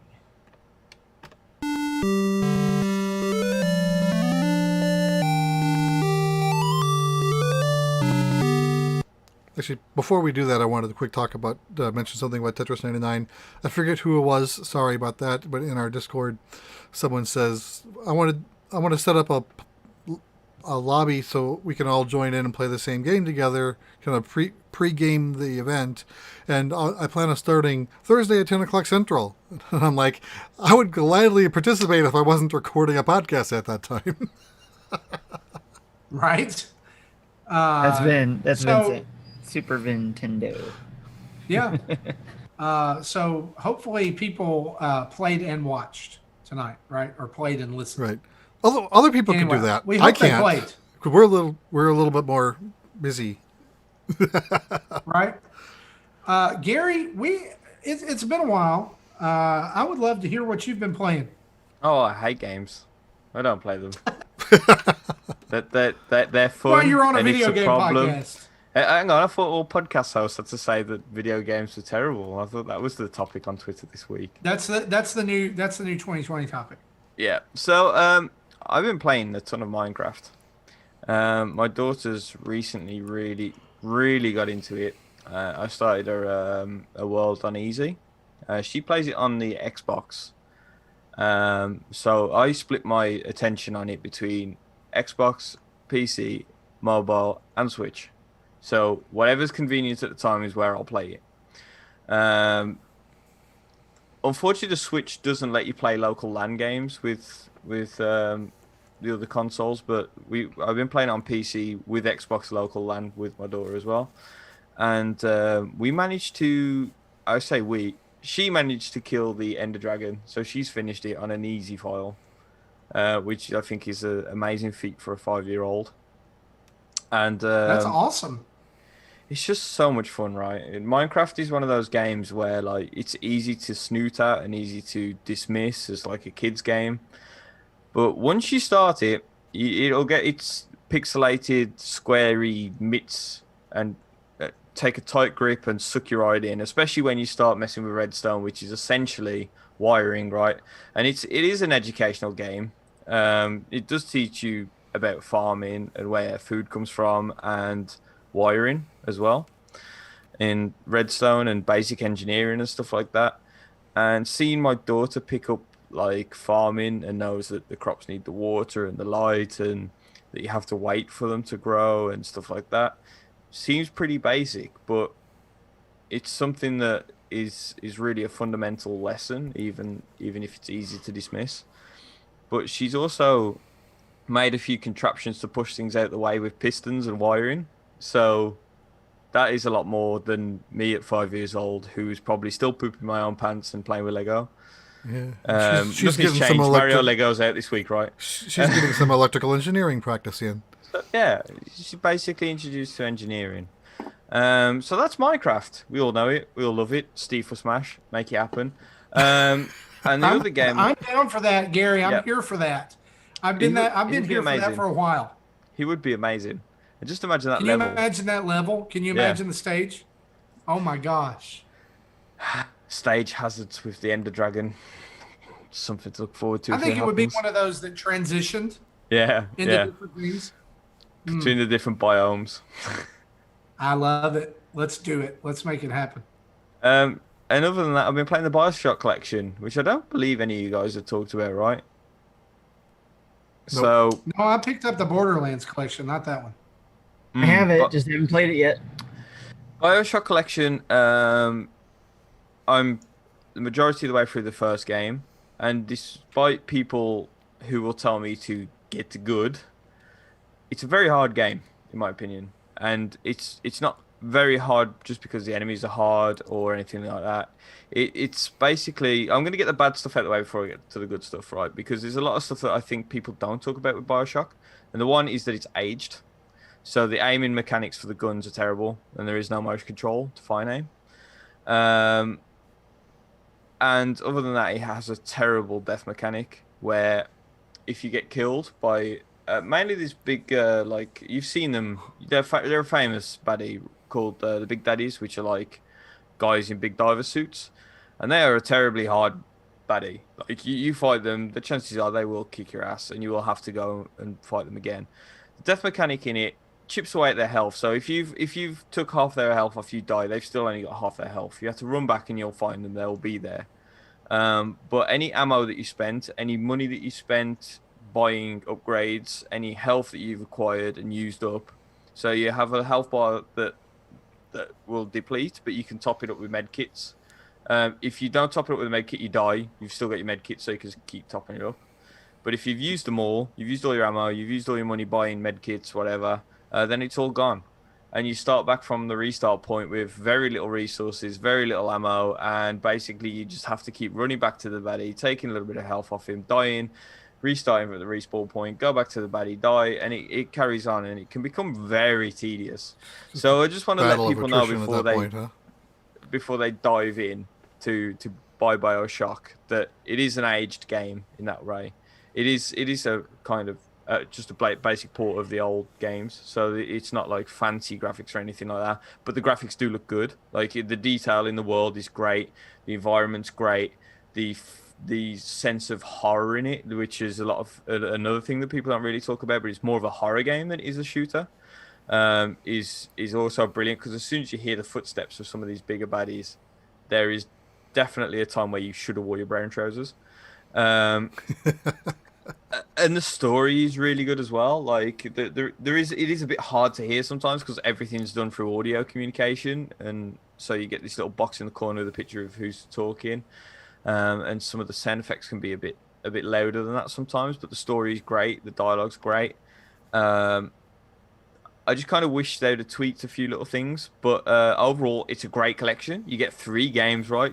I mean, I'm only through the first one, but I've heard the second and third one are also good. The second one, not as much, but still good. So it's definitely worth the money. There is better places, quote unquote, to play it, because the other consoles had an actual, like, redone version with a lot better graphics and stuff like that. There is minor graphical updates on the Switch one, but I can't talk about that because I didn't really play the original too much. But it's basically more of a port for that one. So far, I am enjoying it. Now I knocked it down to easy because things die without using all your ammo and just having to smack them over the head with a wrench. But it just a caution to the tail on that one. Like it is difficult if you keep it on normal. Like I said, send all you get good comments to It's Only Gary on Twitter. I'm sure I'll ignore you. And and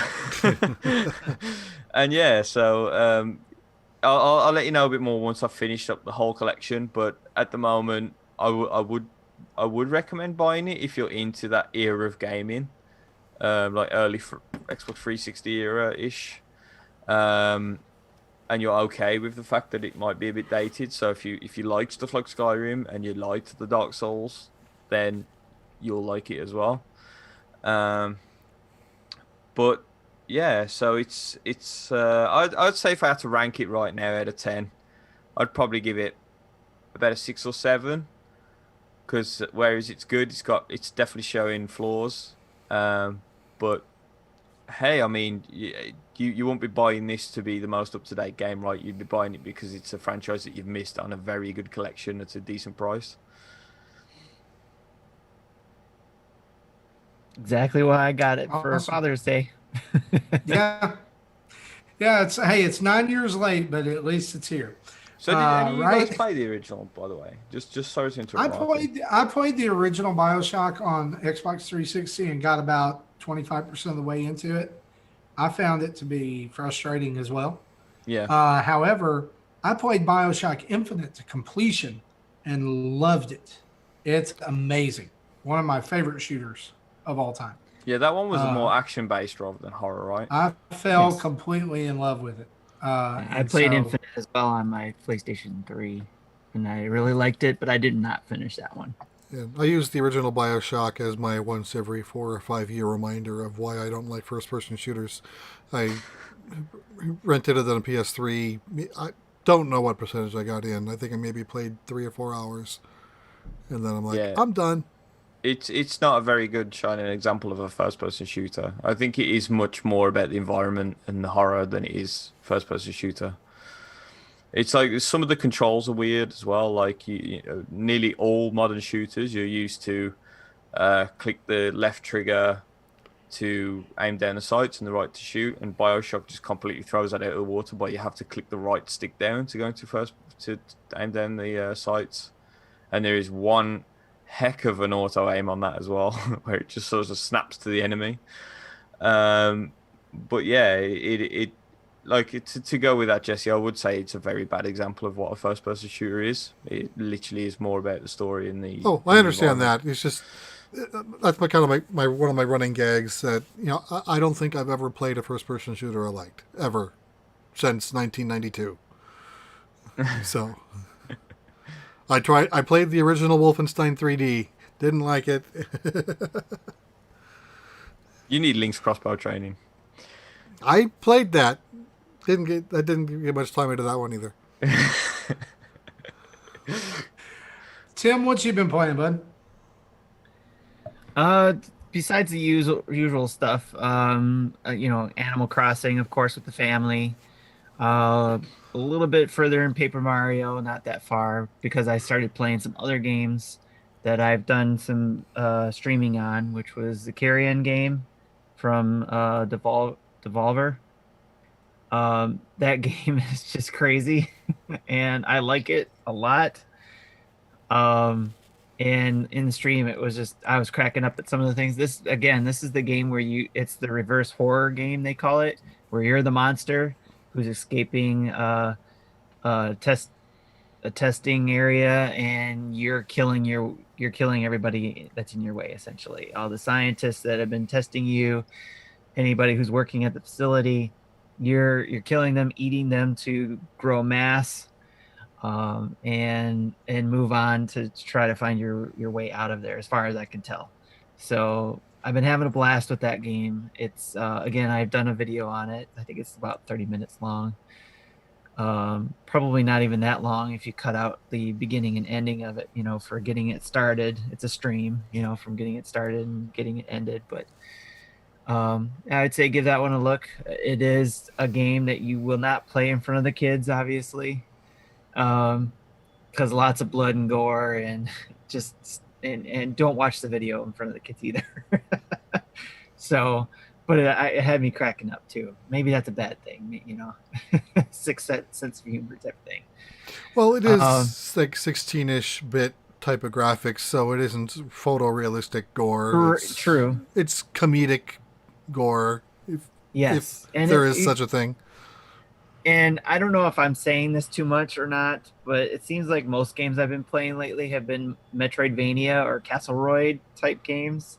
And this one has that Metroidvania feel where it's you're going through, you get to a save point, you can save it there, go on and get new abilities so that you can go on to a new area.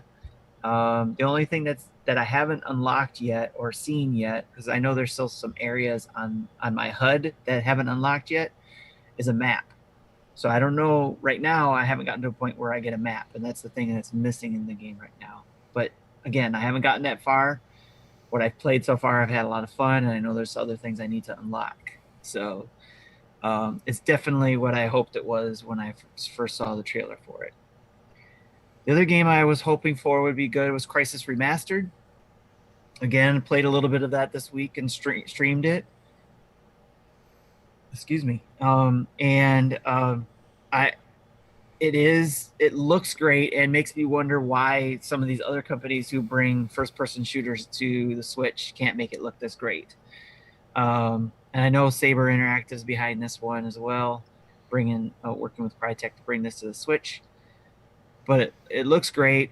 When I was playing it, did not have any slowdowns from what I could tell. Again, I didn't play it for very long. I just started getting into the mission, figuring things out. But I was having a lot of fun with the shooter, and I like shooters like this. I mean, one of my very first ones is the first Doom in the 90s. Opposite of Jesse, I guess. I like these type of games. Not all of them grab me, but I have a lot of fun with it too. So, sorry, I just got caught off guard by what Mecha Dragon was saying. Simple Tim, they're too lazy. I must have missed something behind there. He'll have to explain himself there. Oh, But it's on about anyways, the ports, I think, about why other people can't do it. oh, okay, yeah, because I'm thinking of Outer World, right? But the graphics were just, oof, they're tough. But luckily, the story makes up for it, and that's why I had fun with that game. And still having fun with that one. And then the last game I streamed just yesterday, I think it was, not including that it's after midnight here in the Eastern time zone, but Lost Wing. I was playing that. It's a spaceship adventure action game. At first I thought it was like a shoot 'em up, but it's basically a speed run through a corridor essentially with some really good music, especially if you like electronic music. You can actually switch the different tracks you want to listen to while you're running through it. But the goal is to get as many points as you can through this corridor by shooting objects, collecting points, collecting orbs, avoiding obstacles, avoiding things like the course spinning on you, and reversing your controls, which gets me every doggone time I play it. That sounds unpleasant. But you got to get through that corridor as fast as you can because you have speed controls to speed up or slow down. And if you run into certain things, depending on how you hit it, you can lose a wing but still continue. And that's why I think the game's called Lost Wing, because you can fly without a wing, but it also affects your flight. So if you lose, say, your right wing, you can't move to the right very fast, unlike you can if you were moving to the left. So, but then you can repair icons while you're flying through the corridor and repair your ship, and then you're back to normal. But basically, you're trying to get the highest score of getting through that corridor, and you get leaderboards that you can check out after seeing how well you did. The game released today, actually, like I said, it's after midnight here in the East Coast. In the US, so the 31st it should be released and out there in the eShop. I don't remember the price at the moment. I think it was $7.99, possibly on sale for $7.19. So, and I think that includes the UK as well. It was there for that price. But yeah, it's a very interesting game, and it's not one I will delete right away. I think I'll actually keep playing this one too, off and on. So a lot of times we'll get some games that I won't have time to play, so I just kind of have to delete and move on to the next one. But this one I'm gonna hold on to and see how far I can get through it. So that's what I've been playing. Awesome. So you've been pretty busy. Jesse, what have you been playing besides Pokemon Go? Because we know you've already talked about that. Right. The only other game I had to talk about was Paper Mario or the Origami King. I rolled credits on it the other day. Then I went back to fill in a few of the holes that I had. So I ended up with a full 100% collection of everything you collect on every zone. So if you look at the map screen, everything's 100% down the line. Which would... Of the number, you get 15 trophies total in the game, maximum. I have 10, and I don't think I have the patience to try to get them, the other 5. One of them I actually put in an effort, like the getting all the coins on on the rapids. I tried 5 or 6 times, and there's that one area near the end. I've never figured out how to get there to get those coins. So I'm like, okay, I'm done. So, so I've tapped out. I've pretty much done everything I can do with that game that I'm willing to do. And Hey, Jesse, yeah. question on that. In regards to getting these 100% or these trophies or whatever, do you think this works well for compared to say what PlayStation and Xbox does with the system-wide trophies or achievements, but they're doing it, Nintendo's doing it game-wise, game-specific? Well, normally I don't care about the trophies in when it comes to PSN, but it is some fun sometimes to go in and like compare with your friends, like if you know someone one of your friends is playing the same game, you can compare, like in PSN at least, you can do a side by side comparison about which trophies you both have, which ones neither of you have, which one is one or the other, and they're date stamped, so you can see who, if you both have the trophy, you can see who got it first. So I think that some of that is a little fun, but you kind of need that to be at the system level, but with that data backed up and available in the cloud, so your friends can access it as well. But the fact that since it doesn't exist on the system, the fact that it does exist in some games is nice. It's just you kind of have to do your own manual comparison. Actually talk to people. Right, share it on Twitter or something, a screenshot or whatever. But I think it's weird though that the fact that they have a Nintendo game has in-game trophies. So why don't they have in-system trophies?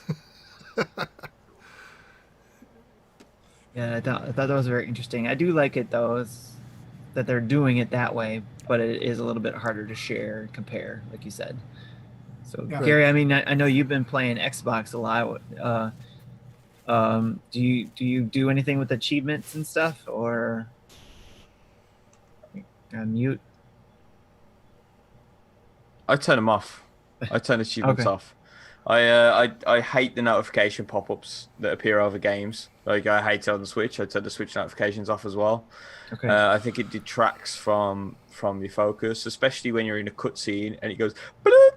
Somebody's online. It's like, All right. That missed what they said now because of makes that. sense. So yeah, I turn them off. I turn them off on PC. I turn them off on Switch. I turn them off. I really don't care about notifications that much. I think it's just pointless bragging rights. I know that people like them. That's completely on them. It's fair game.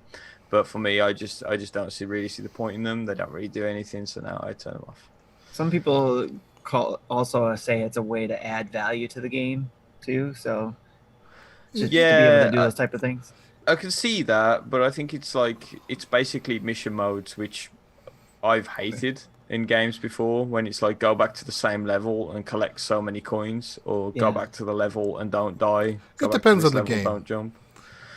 So when I played King's Quest 5 years ago, I did the majority of the trophies, and it's an excuse for you to make sure you see everything in the game, because there are things you can miss. A lot of the trophies are just because you died in a specific odd way. You could never have died that way to never get the trophy, and that's you still complete the game. I want to add to that though, because a lot of people say that Switch misses out because of this, but the people who program the games program those achievements in.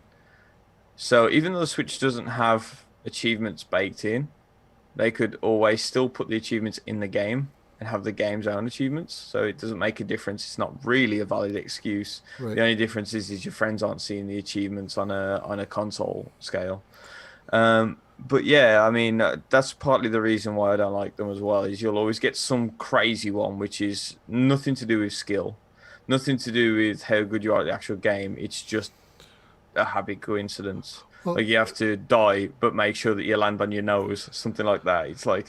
It also depends on the writing. Cause another example from the King's Quest game that I think was my favorite one is you do, I don't remember what action you do, but you do the same stupid action 10 times, 12 times, and the narrator, who's now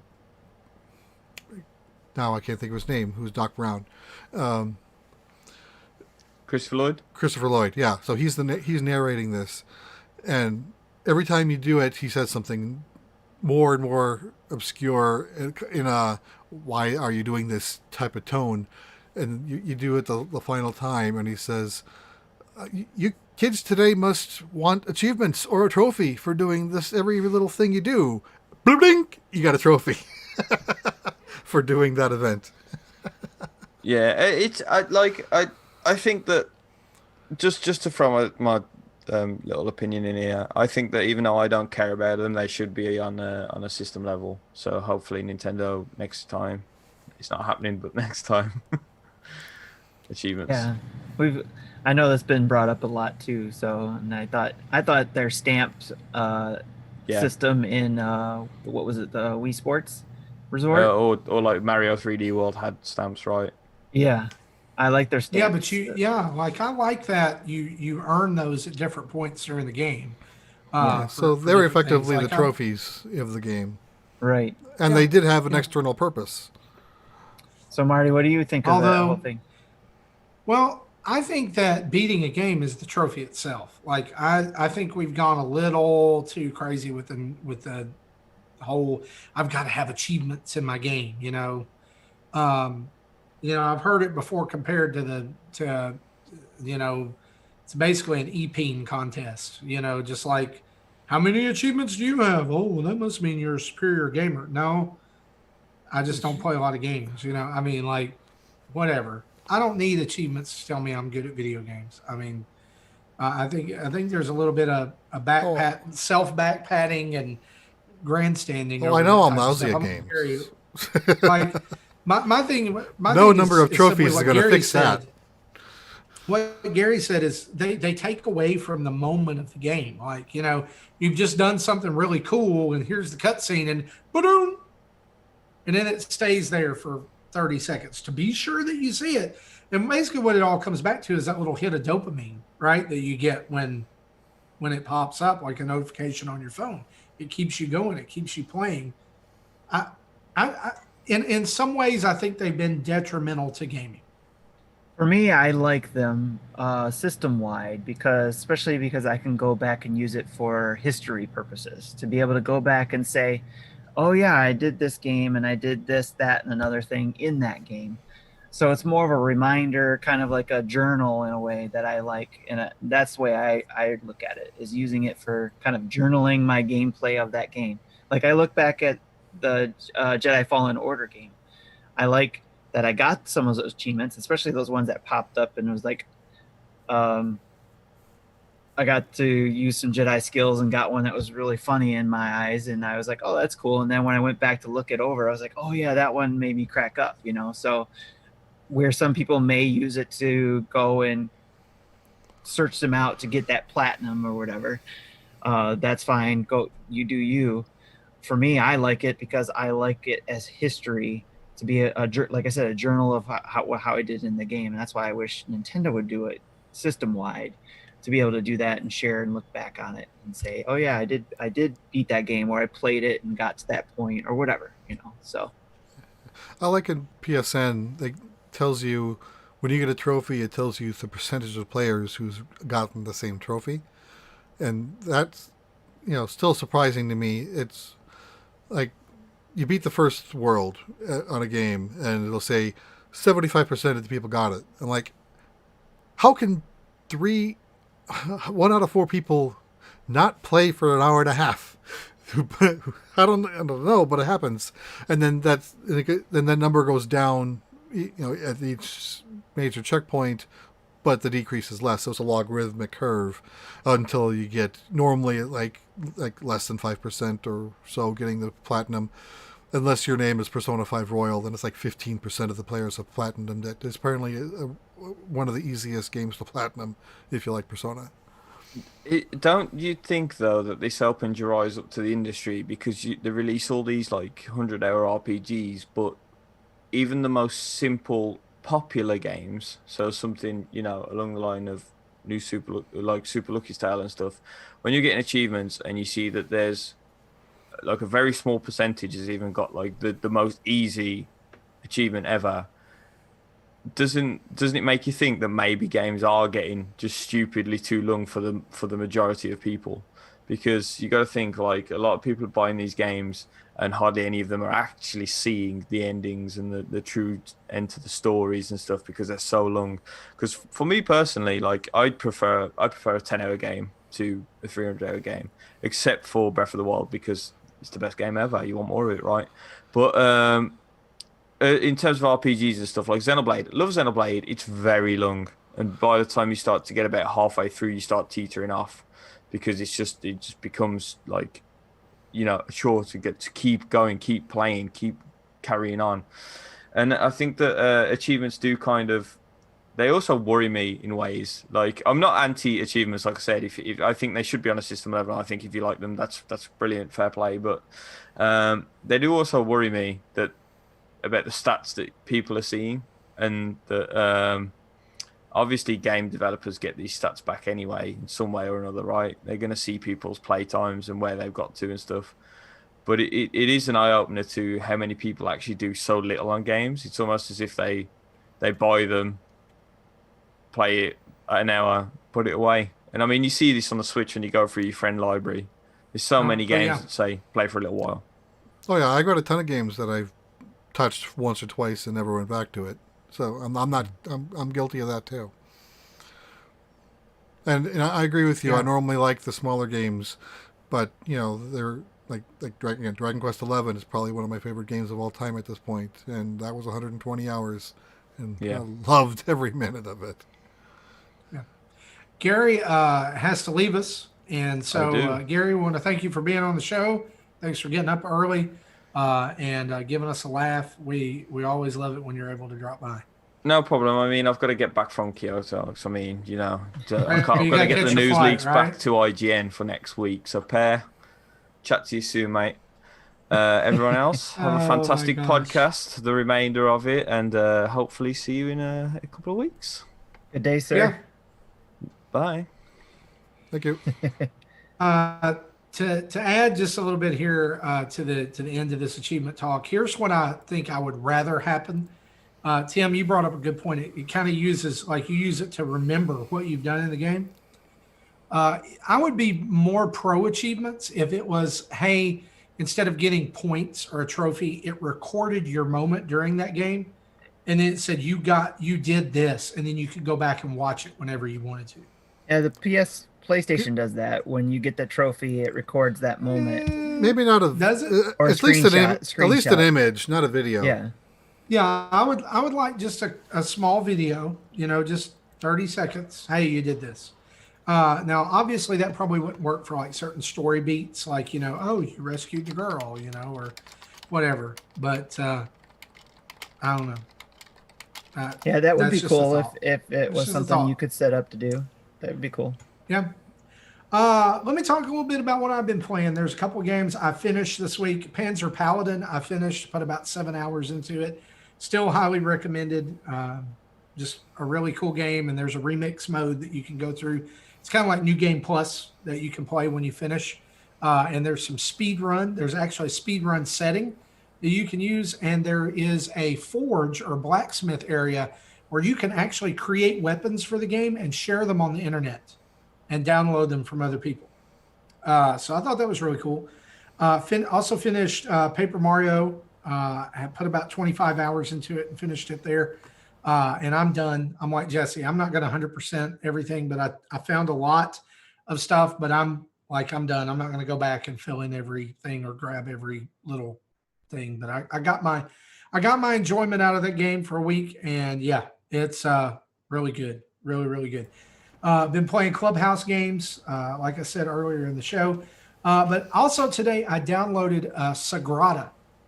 And I wanted to talk about this game because it's a fantastic board game that I have in my collection. But it is available right now on the Nintendo Switch. It is $15 on the eShop. And it is from Dire Wolf Games. So what is Sagrada? Well, in the game, you are building stained glass windows. And the way that you do that is from a pool of dice that are rolled at the beginning of the turn. you and the other players draw those or draft those dice that then go in the slots on the panel that make up your stained glass window. And so what you got is like 4 rows of 5 columns. And a lot of those are free for all. Like you can put whatever you want to in that space, right? But some of them have specific colors and specific numbers. And so when you go and you put your dice on here, there's 3 rules that you have to follow. Number 1, you have to place around the edge of the panels first. Number 2, every die that you place after that has to be either adjacent or diagonal to a die that you've already placed. And number 3, every die that you place after the first one cannot be, if they're adjacent, cannot be the same color or the same number as a die you've already placed. So take, for instance, if your first play is a purple 6, then next to that, you would not be able to put another purple die or another 6 of another color. And so the way that you draft these die is to go in like a reverse snake draft order. So like if we were playing and Jesse was the first player for the round, he would draft a die, I would draft a die, and Tim would draft a die. Because he's the last player, we go back in reverse order, and then Tim would draft his second play, I would draft my second play, and Jesse would draft his second play last. And then from there, each turn somebody new is the first player. So eventually you get that moment where you get to draw 2 at a time, but it's like every third turn. And as you play, the way that you get points are you have a private objective, which is usually or is going to be like add up all the numbers of one certain color. So like on the round that I played earlier, it was my private objective was all the blue dice that you use, you add the total of those up at the end of the round, and that's your score. But then there's also public objectives that change with each time you play that have different things, like have all of the same or have all different colors in a row, and you get 5 points for each row you do that on. Or have different numbers, don't repeat a number in the same row, and you get 6 points for that. And every row you do that on, you get 6 points. So by the end of the game, you've scored all these bonuses, and there's tools that you can pay for and use with things that may or may not give you extra points at the end of the game, whether you've used them all or not. Does each player play on the same grid, or do they each have their own grid? No, each player has their own panel. Okay. So you're working on your individual stained glass panel. And all of this is wrapped up in this like Italian Renaissance style art, and it's a really neat package. I actually have the app on my iPad, and I've played on both enough that I know that I really appreciate playing on the Switch better because it's in like a landscape format and not in a portrait format like I have to play it on my iPad. And one thing I really like about this game is most board games that go digital like this don't have great tutorials, but this one has an excellent tutorial that thoroughly teaches you how to play the game. But about halfway through that tutorial is halfway through an actual game, or at the end of the tutorial, it's about halfway through an actual game. And they kind of are like, hey, go finish this round if you want to, so you can play around and you can try it out. I highly recommend it if you like dice games or drafting games, or there's local play and there's also online play.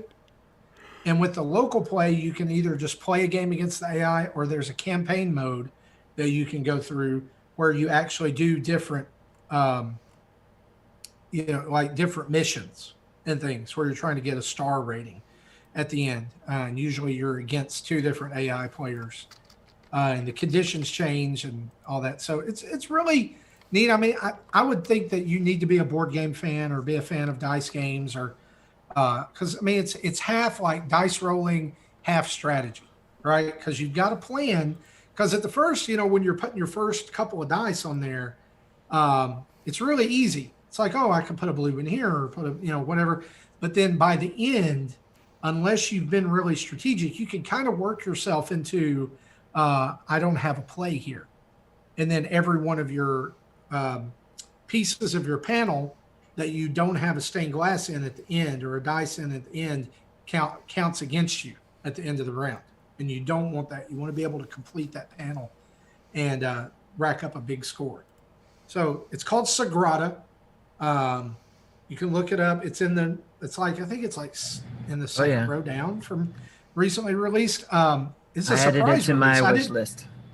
I did not know that this game was coming out on Switch, but I was very pleasantly surprised because I was thinking just the other day. I was like, there's not been a lot of board games lately. I wonder if they're not doing well or whatever. And then boom, Sagrada.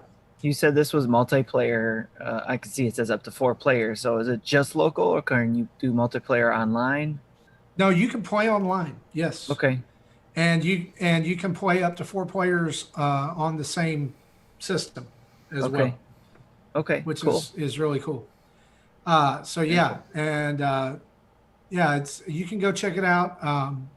Maybe it's not for you, but for me, board gamer, it is.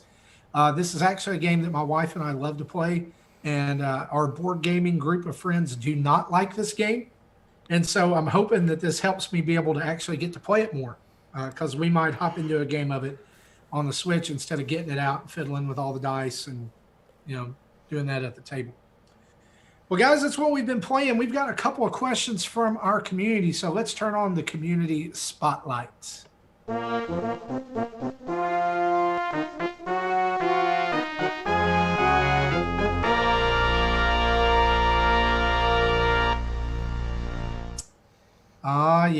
A couple of comments and your comments and questions from Discord and Patreon.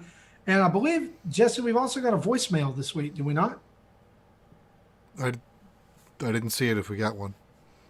Okay. Well, we may have to play it next week. I don't get personally notified anymore. So if it comes in through email and someone reads it and doesn't tell me about it, I don't see it. Well, we will. If you send us a voicemail this week, understand we're not ignoring you. We just didn't tell Jesse to pull it. We were ignoring him. so we'll get it. That's what happens when you have four or five people reading the same email account. Right. So we'll get it. We'll get it next time. From question from Discord, Third Strongest Mole asks us, as all of us scratch our heads wondering what's going on with Nintendo at the end of this year, some might be thinking there just isn't anything coming and the year will end with a whimper. What one big announcement could Nintendo make, doesn't have to be likely, to change that conversation completely? Breath of the Wild 2 releasing this year, Mario Kart 9, Switch Pro, ARMS 2, price cut on the Switch and Switch Lite. What do you say, Tim? What big announcement does Nintendo need to make to turn this year around? Oh, I mean, those are pretty good choices right there. Breath of the Wild 2 releasing this year. It was a holiday. Some of them I can't see. I guess, what did he say? Dream anyways. But, Mario Kart 9, Switch Pro, ARMS 2, price cut on the Switch and Switch Lite.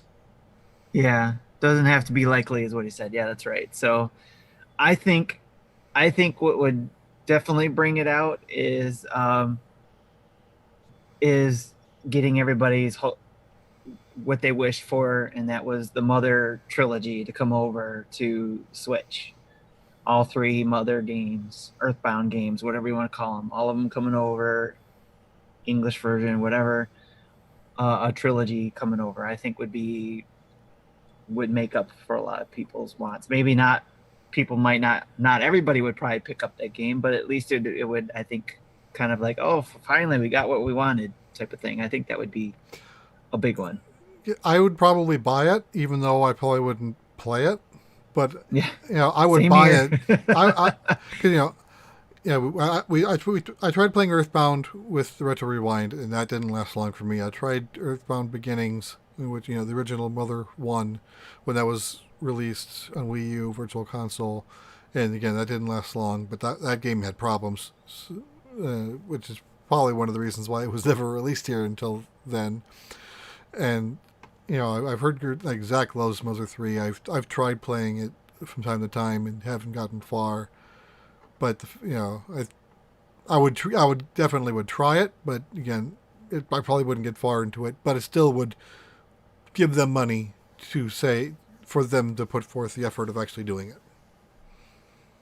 it. Yep, I would Yeah. definitely add it to my collection. I think for me, it would be the rumored 3D Mario All Stars. That would Yes, save this year yes. for me. Yes, If that that's more was realistic Mario, than mine. if that was Mario 64, especially if it was Mario Sunshine and Yes. the two Mario Galaxy games and Mario 3D World, I would be all about that, and that would save the year for me. Like, I don't need anything else. Just give me inject Mario Super Mario Palooza. 3D World. What? A Mario Palooza. Yeah, like seriously, like just inject Mario 3D World directly into my veins. I don't need anything else. Yeah. So So that would do it. While you're mentioning that, one of the things I want to mention is this game here, and I'll get to my point in a minute. This is Assassin's Creed Okay. 3, and it came with both the console version and the Vita version of the game, the Liberation game. I think they could do the same thing with Mario 3D World, have the main console version, and then come with the 3D Land for the Switch the same way. Oh, I like that. That's the way I look at it. They'd have to I change like up some of that the a lot. bonus. I think they'd have to change up some of the bonus puzzles in a bit. Those that Yes. that required 3D to solve, without just random Oh, yeah. guessing. But the majority of the game didn't require it. Those are just the special rooms. That's true. That's true. I'm sure they could do it. And that's a good point. And I Or want to maybe throw they this just out here. maybe that's a feature of Switch Pro is 3D. Ooh. Switch 3D. Yes. Over on Patreon, one of the comments from today's poll post, Jesus Amada asked this. It's like, or says this. It's like Nintendo has let us down completely for what's left of 2020. Yeah, there are still some games coming sometime soon in what's left of this year, but their communication with consumers has been abysmal. I understand the pandemic has affected so many people, but updates of no news now are better than the joke tweet of water from Origami King. Like, where is their mindset right now? I understand why they stay tuned, or I understand they say stay tuned, but I, for one, appreciated Metroid Prime 4's announcement, and they at least need to do something similar to that now. Give us something. Rant over. Have a great show, guys. Believe it or not, Jesus, I'm right there with you. Like, it's time to break the silence. Like, there's no, at this point, there's no point to them waiting, at least in my mind. I don't understand why they're waiting. I don't understand why they think that might be a good idea. There is so much, like, here's the genuine, honest question. And if you're out there and you disagree with me, here's the genuine, honest question I want you to answer is, what is Nintendo saying right now to make me spend money on a Nintendo platform instead of buying a PS5 or Xbox Series X and games there later on this year? It's not time to say that yet. It doesn't matter. It is time to say that. It is absolutely time to say that, because we've seen the Xbox games. We've seen the PS5 games. We know they're coming. We know they said holiday 2020. Why do I need to spend money for Nintendo when I could go, when these other companies, let me be honest, Sony's making a great case for me to spend my holiday money on a PS5 and Spider-Man Miles Morales. And I love Nintendo. How much With money are you every going to fiber spend? of my being. How much Well, money are you that I going to don't spend? know. I don't know. That's the part I'm with you. I want to know, as a fan, I want to know, Nintendo, what the heck are you doing? What are you going to come out with? But the business side of it, I try to keep in mind as well, is possibly, not saying they are doing this, just possibly they're holding back because once they know what PlayStation's doing price-wise, what Xbox is doing price-wise, what the heck is going on holiday-wise other than just holiday 2020, then they can come out, here's bang, bang, bang, here's what we're doing, drop the mic. That's what I'm hoping for. Again, I mentioned this before too. If a lot of this hope doesn't happen by the end of 2020 and we go or do our 2020 show, you know, what did 2020 look like? I will be the first one to say I'm disappointed in Nintendo. They didn't do what they should have, and I'm let down. But I'm giving them the benefit of the doubt because of the year we've had, because of what the possibilities are. So I'm hoping for the best, that they are holding back because they're waiting for PlayStation and Xbox to do their thing, to fight it out, and then Nintendo's going to be like, hold my beer, here's what we're doing.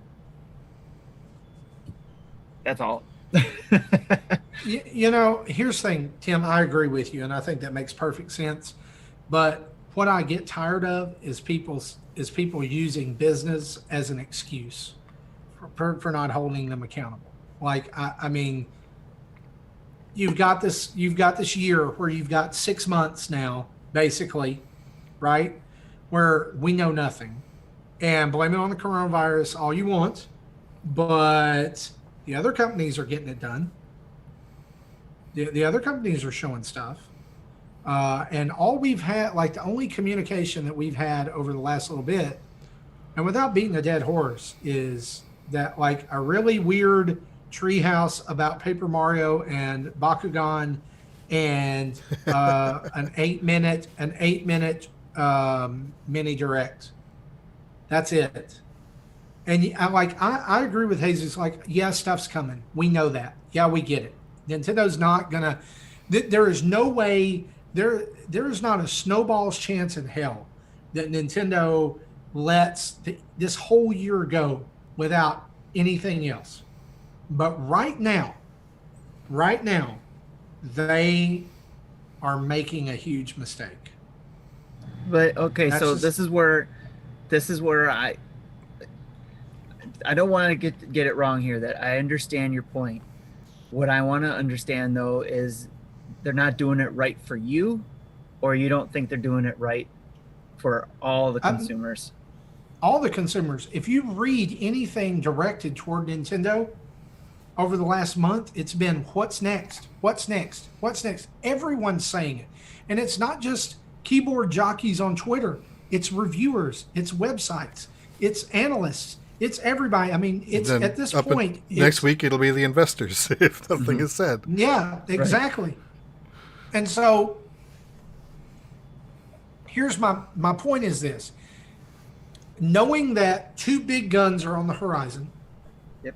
and knowing that you already have stuff in the pipe, just spill it. Just say it. But They've got to. I'm sorry, you keep They've saying got just to say it, understand. but do we have the knowledge to know when that moment is? Like, we can guess and But sit here and say, they have do it to now. know. What are you waiting for? When Well, they there's- have to know that this summer was super disappointing for their fan base by not having E3. Yes. They have to know that it was super disappointing. And on top of that, you defray, like, I'm thinking, if I'm Nintendo, I know it's disappointing. I know it sucks that there's not going to be a digital presentation, but I'm going to defray that by communicating consistently about upcoming things. And for the first time since the era of the Wii U ending, we don't know what's coming next from Nintendo. Mm-hmm. And so it is very well within our rights as fans, and very well within our rights as people who care about a company that has shaped so many memories for us, that we're a little bit nervous and we're a little bit angry and we're a little bit upset because what are you doing? Right.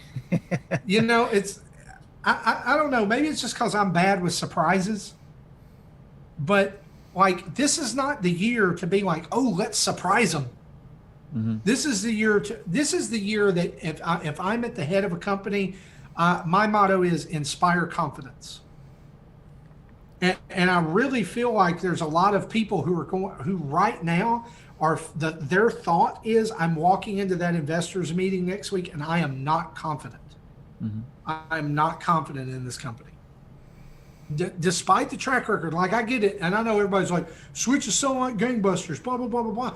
I get it. That's great. Yeah, you can't find a Switch anywhere. That's fine. but where are the games? Where's the plans? Where's the, and one more thing, where's the showmanship? That's all the things that Nintendo's known for. And so, and you know, for 2.5 years or 3 years, however long you want to, up till the pandemic, I guess it was 3 years, right? Mhm. Yeah. Yep.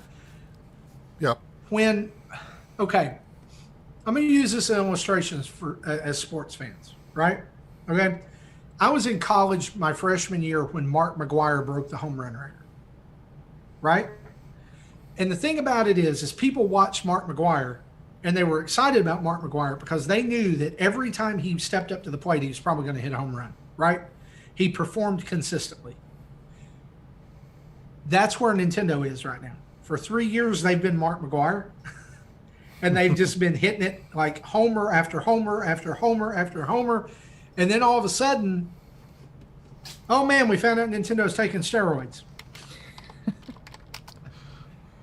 Do you get what I'm saying? Like all of a sudden, he can't perform.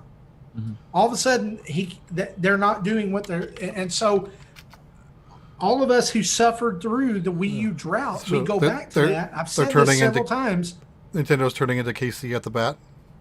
Yeah, that's what I'm afraid of. Like for all of us who suffered through that Wii U time, now like I'm like, okay, what's going on? You know, are we defaulting to that? Like really, when I guess as a leader of people, I have always been told, and I have always tried to practice transparency. I was told early on when I became a leader of people that, and in the position I'm in, that people don't care how much you know, they care how clear you are. Clarity matters more. Clarity inspires confidence. All right. So the more transparent you are, the more confidence people have in you as a leader. I don't feel like Nintendo's being transparent right now. Definitely Like not either right come now.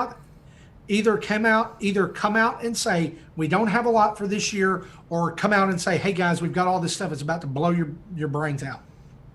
One or the other. I believe in the South we call that, and I can't say the word that I want to say here, crap or get off the pot. Right. So one thing I haven't heard you mention yet, though, is the whole COVID thing and how that's impacted everything. So I understand we've given a pass for a lot of things, and I know we're probably tired of saying given that pass, but I haven't heard any of that of what you said. No, and but I kind of did. Okay. I want to rewind you to that. Microsoft and Sony have both had presentations with multiple games Mm-hmm. that have all been developed in some part during COVID. Well, let me go back to those examples. PlayStation is at the end of its life. Xbox killed off their last system. They're killing that off and trying to prepare for the next one, which they said they're not going to have any major new releases for even at the beginning of that system's launch. So they're still affected, but they're still trying to get their new systems out the door. Now, and this is Yes. where I go back to where Nintendo we're in their mid-life cycle of this system. And I think that there was already a slow downturn we were getting into, and then COVID impacted that already downturn to get ready for the last half of the Switch, which made it even lower. But I also hold, in my opinion, and I don't want you to take this the wrong way, Marty, that I'm trying to make you think like me or anything like that. I respect your opinion totally on this.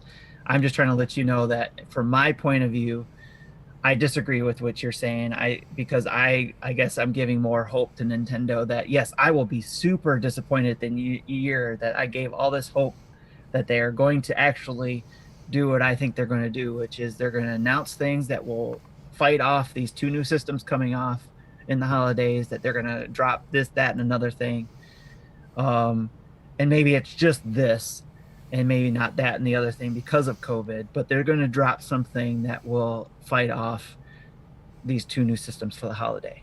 And that's what my hopes are. And I think I'm giving them the benefit of the doubt, I guess. And that's the thing is I want to be hopeful. Like I I want to see a light at the end of the tunnel, but that means if you want to do that, you got to turn the light on. Yep.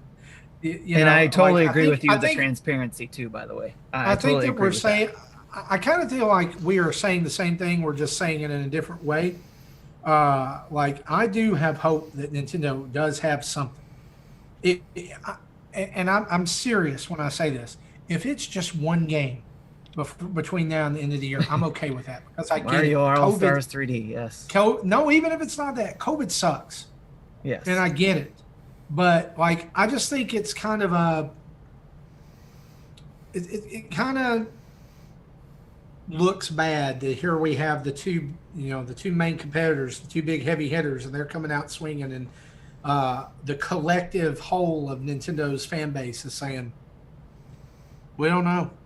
Well, and that's the other thing we just have to remember too is even though, and again, I know we've always talked about this with Nintendo, we have to remember they're not out there to compete with Sony and Microsoft, even though they are. Yeah. They say Publicly, they're not. yeah. Even though they say they're not, they are still fighting against them. They gotta, they want to have that market share. So even though they're not going for the graphics and all that kind of stuff, they want that market share. But yeah, I mean, they definitely want holiday sales. So they And, need you know, they need to even be though- transparent in this day and age Yeah. too. I agree with that 100%. Even though like Walmart and Target here in the States are not, going to be open on Thanksgiving this year, there's still going to be Black Friday sales. I mean, Black Friday has mostly been transitioning online over the last couple of years anyway. They're going to want a cut of that generous pie at Black Friday. Yeah. I think Black Friday is and I- going to go more digital, with fewer like doorbuster sales, because they don't Yep. want people, because they're gonna start backing people up and saying you can't enter in until two more people leave, type of thing, and so that'll make the in-store lines even longer than they look. Yeah, I agree. And Tim, totally get it. Like, I respect you. I respect your opinion on it. I respect that you think I'm wrong. and that's fine. Like, maybe I'm just looking at this from the spoiled only child first world problem perspective, but I just like I'm holding out hope that we hear something this week about what's next or whatever. I'll be more clear on what I disagree with. A lot of it I agree with. It's the they need to tell us something now part I disagreed with, and that's what I was just trying to say is that I don't think like I said, the spoiled only child, the Ruka Salt. And you remember, I'm a single child too, so yeah, I get it. I struggle with it. I got it. I struggle with it. Well, Before- that was an excellent question. Before we move on, I haven't answered this one yet, but I have. Oh, sorry. That's all right. We've pretty much cut you out. I'm sorry. Go Sorry. ahead. So I'd like to see, and again, I don't expect any of these to actually show up. Some of them are a maybe. Some of them is a pipe dream. But Pikmin 4, I'd like to see that. I'd like to see like the second trilogy of Dragon Quest games get ports, and hopefully with a better art style than what the first trilogy did. It kind of went bare bones. Like an upscaled NES models, which worked, but hoping for something more like Super Nintendo-y. Especially since these games had Super Nintendo releases in the past. So that should be possible. And then my Hail Mary that I highly doubt I'll ever see, but would love it if they did it, a Final Fantasy VI remake. Oh, wow. Yeah. Because back when in the DS era, they had Final Fantasy 3 and 4 done in polygonal graphics, and I expected 6 would be the next in line, and that never happened. So Maybe Octopath graphics. I don't know, there's something about that No? art style. It still bothers me. I never did play that game. I'd like to see it. Worst case scenario, give it the low poly models similar to what they did in the DS remakes for 6. Better solution. I'm not saying go all the way over to what they did to Final Fantasy VII Remake, but somewhere in the middle. Something with high polys. Cool. Okay. That's cool. Here's a couple of other comments from our Patreon. Christopher Logal asks, "Are you guys going to discuss the huge Nintendo data leak, or Giga leak, as I have read it referred to?" Jesse, I think this would be a great time to cue you up as a dev and as a programmer. Talk about why you said earlier you hate this type of thing.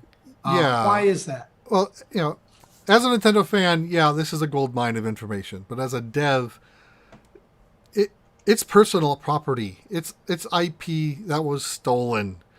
There's a reason why some of these things weren't publicly announced, because Nintendo doesn't want to do it. Some people are using the argument of it's for preservation, but this stuff was already preserved. If it wasn't preserved in the Nintendo archives or whatever third-party archives these came from, they couldn't have been stolen. So they were already preserved. They just weren't publicly available. So as a dev, I'm not a fan of this.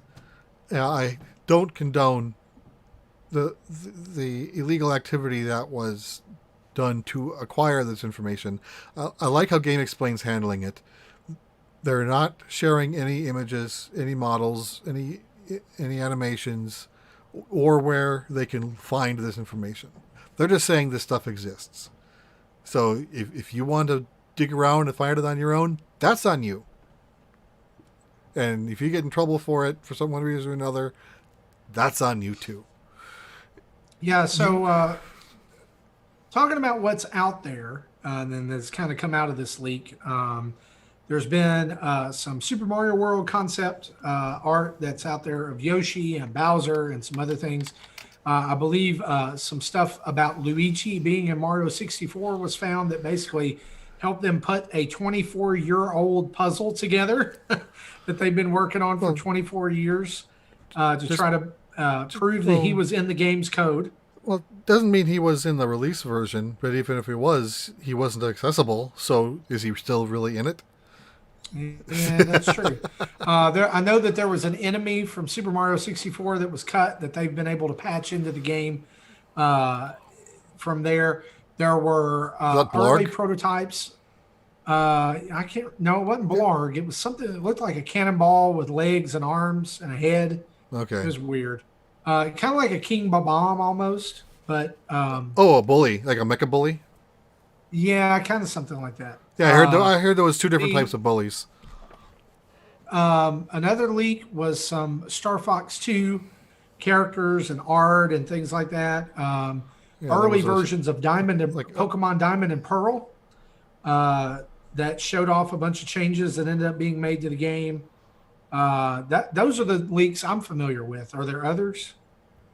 Yeah, there was a few of them.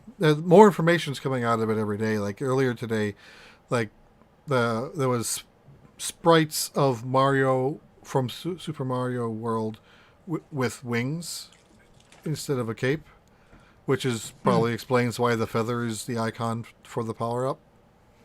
Oh yeah, because that makes sense. Right.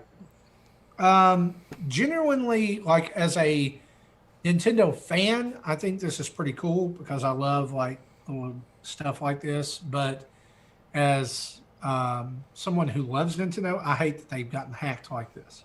Right? I hate that this leak is happening the way it is. And I don't exactly know who got hacked, how, or when, but it sounds like it wasn't Nintendo directly. It was like a third-party repository company that and their servers got hacked and their CVS archives got pulled, and that's how they're able to go through the source code of old N64 and Super Nintendo games. Somebody's getting fired. Which then includes the beta builds, because that's what code repositories do. They save multiple revisions of a source code. Yeah, there was also like I saw a video of Super Mario Kart beta that had different music, and like Mario World that had Super Mario Brothers 4 on the title screen, and stuff like that. It's pretty interesting stuff, but ultimately it sucks that it got hacked. Jason asks us this: any discussion on the new Stardew Valley physical release? Are any of you guys interested? Did you guys play it, and what would take you back to it? I bought Stardew Valley when it first came out, and I played it for 2 days, and I was like, nope, this is too much. I feel lost. Like, I was second guessing everything. I felt like everything I did was a mistake. Time was passing way too fast. I got caught up in the mine and the combat in there, and that's all I wanted to do because that's what I understand. I don't understand growing crops or anything. And then it was just like, let's chop down every tree. Let's get rid of every bush. It was that game, and I are not made for each other. Tim, did you play Stardew? No, my wife made up for that for me because she played that all the way up until actually past the time Animal Crossing came out. She actually didn't get Animal Crossing day one. I bought Animal Crossing for her to get her so we could play together. But yeah, she's was totally into Stardew Valley. And even for Christmas, I got her some of the extra stuff that I forget which company was doing that. They were selling stuff, physical items that you could buy, like a crafting Stardew Valley book where you can actually stitch some of the characters and stuff. And there were other items in there. And then the strategy guide that she got for Christmas. There was she was totally into the game. So like I said, she made up for it for me. So I didn't get into it. I just kind of watched her play, and it looks totally cool. Did they have a waifu guide? That's possible. I didn't look into it, but she cracks me up with the stories about her and her husband and she calls them her useless kids because they just stand there in the middle of the room doing nothing. That sounds familiar. That was like that's real kids. Jesse, did you play Stardew? Never. So for either of you guys, is a physical edition of this a temptation? Is this something you want? No. Not from Probably someone another who... Christmas gift for her. I don't know. She's got it digitally though, so I mean, yeah, she doesn't collect that kind of stuff, so I don't think so. Again, I have 3 physical games, only because 2 of them can only be physical. Right. Yeah, I'm trying to find out how to have more digital. So yeah, I'm not probably going to get but for those of you who are interested, this is available right now to order on fangamer.com. So if you're a fan of Stardew Valley and you want the physical edition with lots of neat little extras, you can head over to fangamer.com and pick up some stuff there. Or, you can go over there and buy Undertale stuff because that's cool too.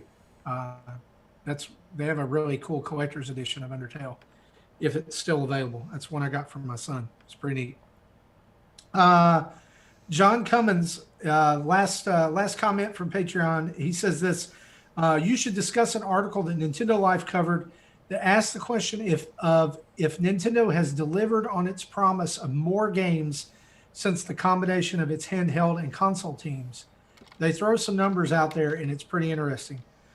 So if you remember, Nintendo has said that they were combining their handheld and console teams to focus on the Switch, and that would allow more games. Tim has the Undertale Collector's Edition. It's magnificent. I love it. Did you ever open it, or is that just to hang out? No, it's open. Yeah, I had to play it. You got to open it. Yeah, I love that game. Do you guys think that they have delivered on this promise of more games since? Was that really the promise? Bringing these together? I don't remember that actually being a promise. Yeah, I believe it was. Let's take a look at the website. Keep going. Well, what I'm thinking would happen is, Nintendo isn't a company to lay off their employees. We know this. So I think what they may have done is instead of having more teams of the same number of people, probably decrease the number of teams that had more people in it so they can work on the bigger games. So this article is basically saying that the idea that it would create more games was inferred. or surmised Right. because Because I people don't thought, think Nintendo hey, ever said that. they're going to be working, they're going to be putting them together, so that means their work output can be even better. Yeah, that's why I don't. Yeah, I think the reality more is that they reorged the developing teams to have fewer teams with more people per team, as opposed to more teams putting out more games a year. Yeah. I, honestly, if you ask me the other 2 years, yes. And don't ask me in 2020.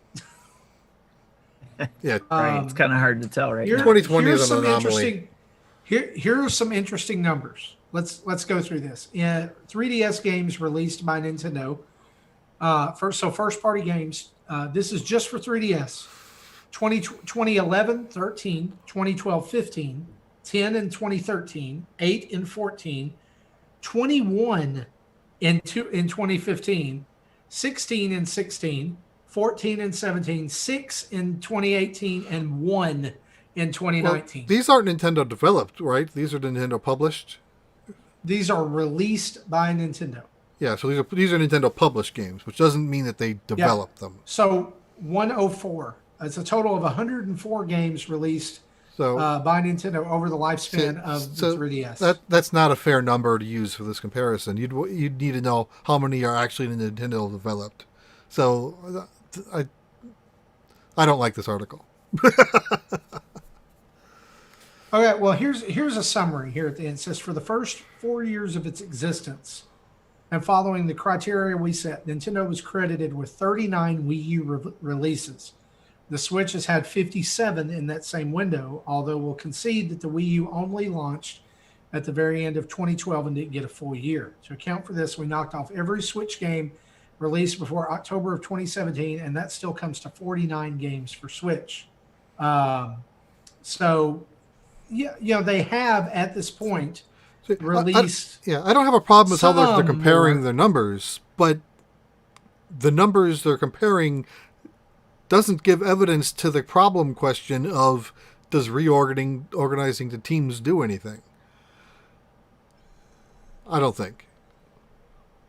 Yeah. Well, this goes back to the last report that we read too, when they released numbers, and hopefully we'll get new numbers soon. But I was playing around with combining the Wii U and 3DS numbers to compare to the Switch because of this, like of the combining of the teams, and I found that very interesting as well. And I have to go back and look at those numbers, but I was looking at it in the same manner. Did combining the teams or reorganizing them do anything as far as more output or whatever however you want to look at it? Or I guess when looking at the numbers, did it increase their sales? Did it improve their revenue? So I'd have to go back and look at that again. Well, We'll look at it when we get the new numbers. I don't think too. sales matters either, because you're comparing, back in 2013, or when Wii U, say, let's go 2015. So the Wii U is 2 years old, 3DS is 4 years old. They have a cumulative total of maybe 40 million units sold. Then when the Switch has already beaten that. So Yeah, I'm not looking at it in that way as far as number. I guess what I'm looking at it is the revenue. Like they had, in order to make money, they had two systems going, and the 3DS kind of held them up during the Wii U era, right?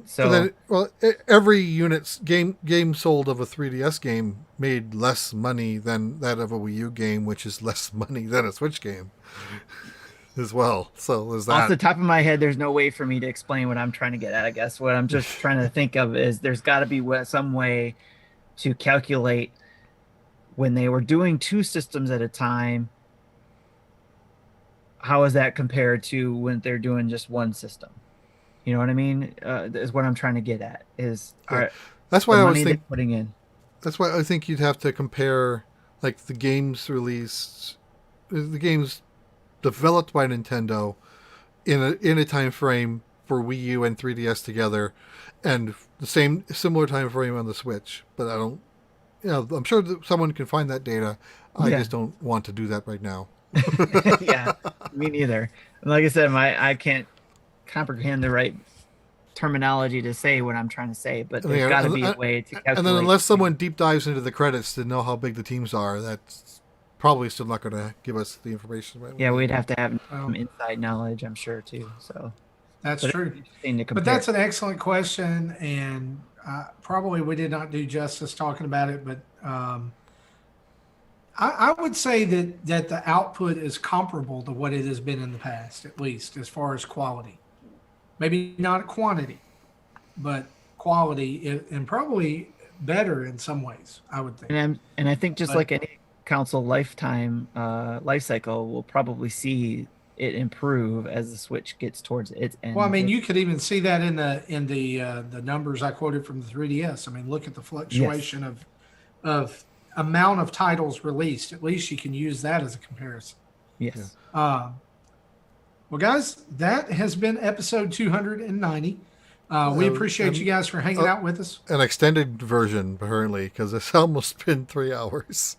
And you Well, said that Gary as a joke. predicted that. He said He said that as a come joke. on, so we can extend it to 3 hours. But apparently, we actually had a lot to talk about, even though I didn't think so. But we want to thank you for hanging out with us. Of course, we want to thank our Patreon producers and all of our folks who support us over on Patreon.com. Our producers are Chris Mears, Dave Ernsberger, Sean Abbott, and Antonio Contronio. We thank you guys for being a huge part of the show, and each and every one of you over at patreon.com/Nintendo Dads who supports us on a monthly basis. You guys are awesome.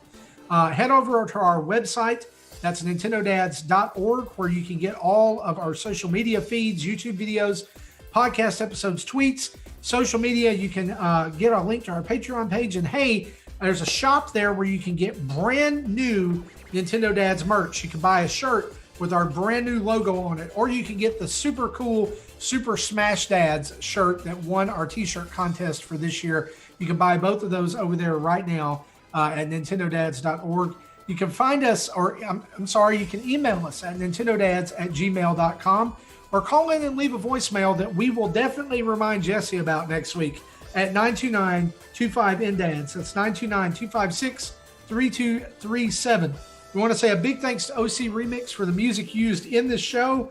And we want to remind you, wherever you listen to us, be sure to give us a 5-star review and some written words, nice written words, so that people can find us and learn more about all the good things coming on and happening over here at Nintendo Dads. So for Gary, for me, for Tim, and for Jesse, this has been episode 290. We'll see you later. Bye-bye. Check you later, Pete.